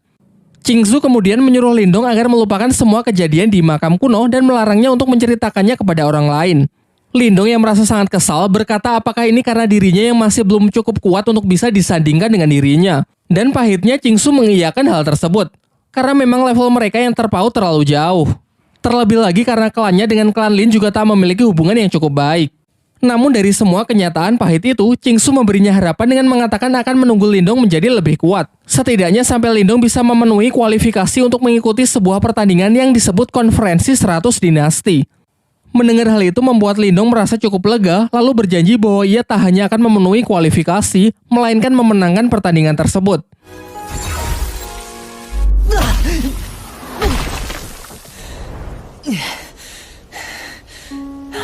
Setelah memberikan salam perpisahan, Qingsu pun bergegas pergi. Setibanya di rumah, Lindong segera menyuruh Qingtan bermeditasi untuk memulai proses penyembuhan menggunakan air liur naga yang ia dapat dari makam kuno. Namun sebelum itu, Martha sempat memperingatkan bahwa roh iblis di dalam diri adiknya tersebut sangatlah kuat, dan jika proses ini gagal, maka kemungkinan terburuk Qingtan bisa mati. Akhirnya proses pun dimulai setelah Lindong berjanji bahwa ia akan menemani dan mengawal adiknya sampai proses tersebut selesai. Ketika benda itu berhasil Qingtan serap, sontak tubuhnya pun diselimuti aura gelap, diikuti oleh ledakan energi yang dalam sekejap membekukan lingkungan sekitar. Seusai seluruh energi dan jiwa iblis yang selama ini bersemayam di tubuh Qingtan keluar, Lindong bergerak cepat untuk membawa adiknya yang pingsan ke tempat yang aman. Baru setelah itu, Lindong pun bertekad kuat melindungi adiknya dan melenyapkan roh iblis tersebut dengan mengandalkan tombak penyakar langit miliknya. Martha berpesan agar sangat berhati-hati karena satu serangan saja bisa langsung membekukan seluruh tubuh Lindong. Oleh karena itu, ia akan tetap berusaha menjaga jarak dengan hanya melancarkan serangan dari jarak jauh. Namun serangan teknik mental Lindong yang berbentuk ular piton raksasa seketika langsung menjadi es dan hancur begitu saja. Bahkan serangan makhluk itu juga sama sekali tidak bisa ia tangkis sehingga Lindong hanya bisa lari dan menghindar saja. Sampai ketika sudah terdesak, ia baru sadar bahwa teknik laser cahaya miliknya adalah tipe api, sehingga bisa dikatakan tekniknya tersebut akan sangat efektif untuk digunakan melawan iblis es tersebut. Ia pun memodifikasi tekniknya menjadi tinju api dan benar saja serangan tersebut memang benar-benar bisa mengcounter serangan es dari sang roh iblis. Di akhir pertarungan, Lindong yang telah berhasil menyegel roh iblis itu menggunakan belenggu api, menyuruh Qingtan untuk segera menyerap energi spiritualnya kembali dan memfilter menggunakan obat yang telah ia makan agar kekuatan spiritualnya bisa ia kendalikan. Singkat cerita, proses berjalan lancar dan kini Qingtan telah bisa mengendalikan kekuatannya yang dikatakan sudah hampir setara dengan Lindong. Qingtanmu sangat senang karena sekarang tak lagi hanya menjadi beban, ingin ikut serta pergi berkelana bersama Lindong. Namun Lindong mengatakan bahwa ia akan lebih tenang jika Qingtan tetap tinggal untuk menjaga klannya selagi ia tak berada di rumah. Keesokan harinya bersama Martha dan Xiaoyan, Lindong pun berangkat untuk mencari segel spiritual leluhur demi lebih mengupgrade kekuatannya. Dan tamat.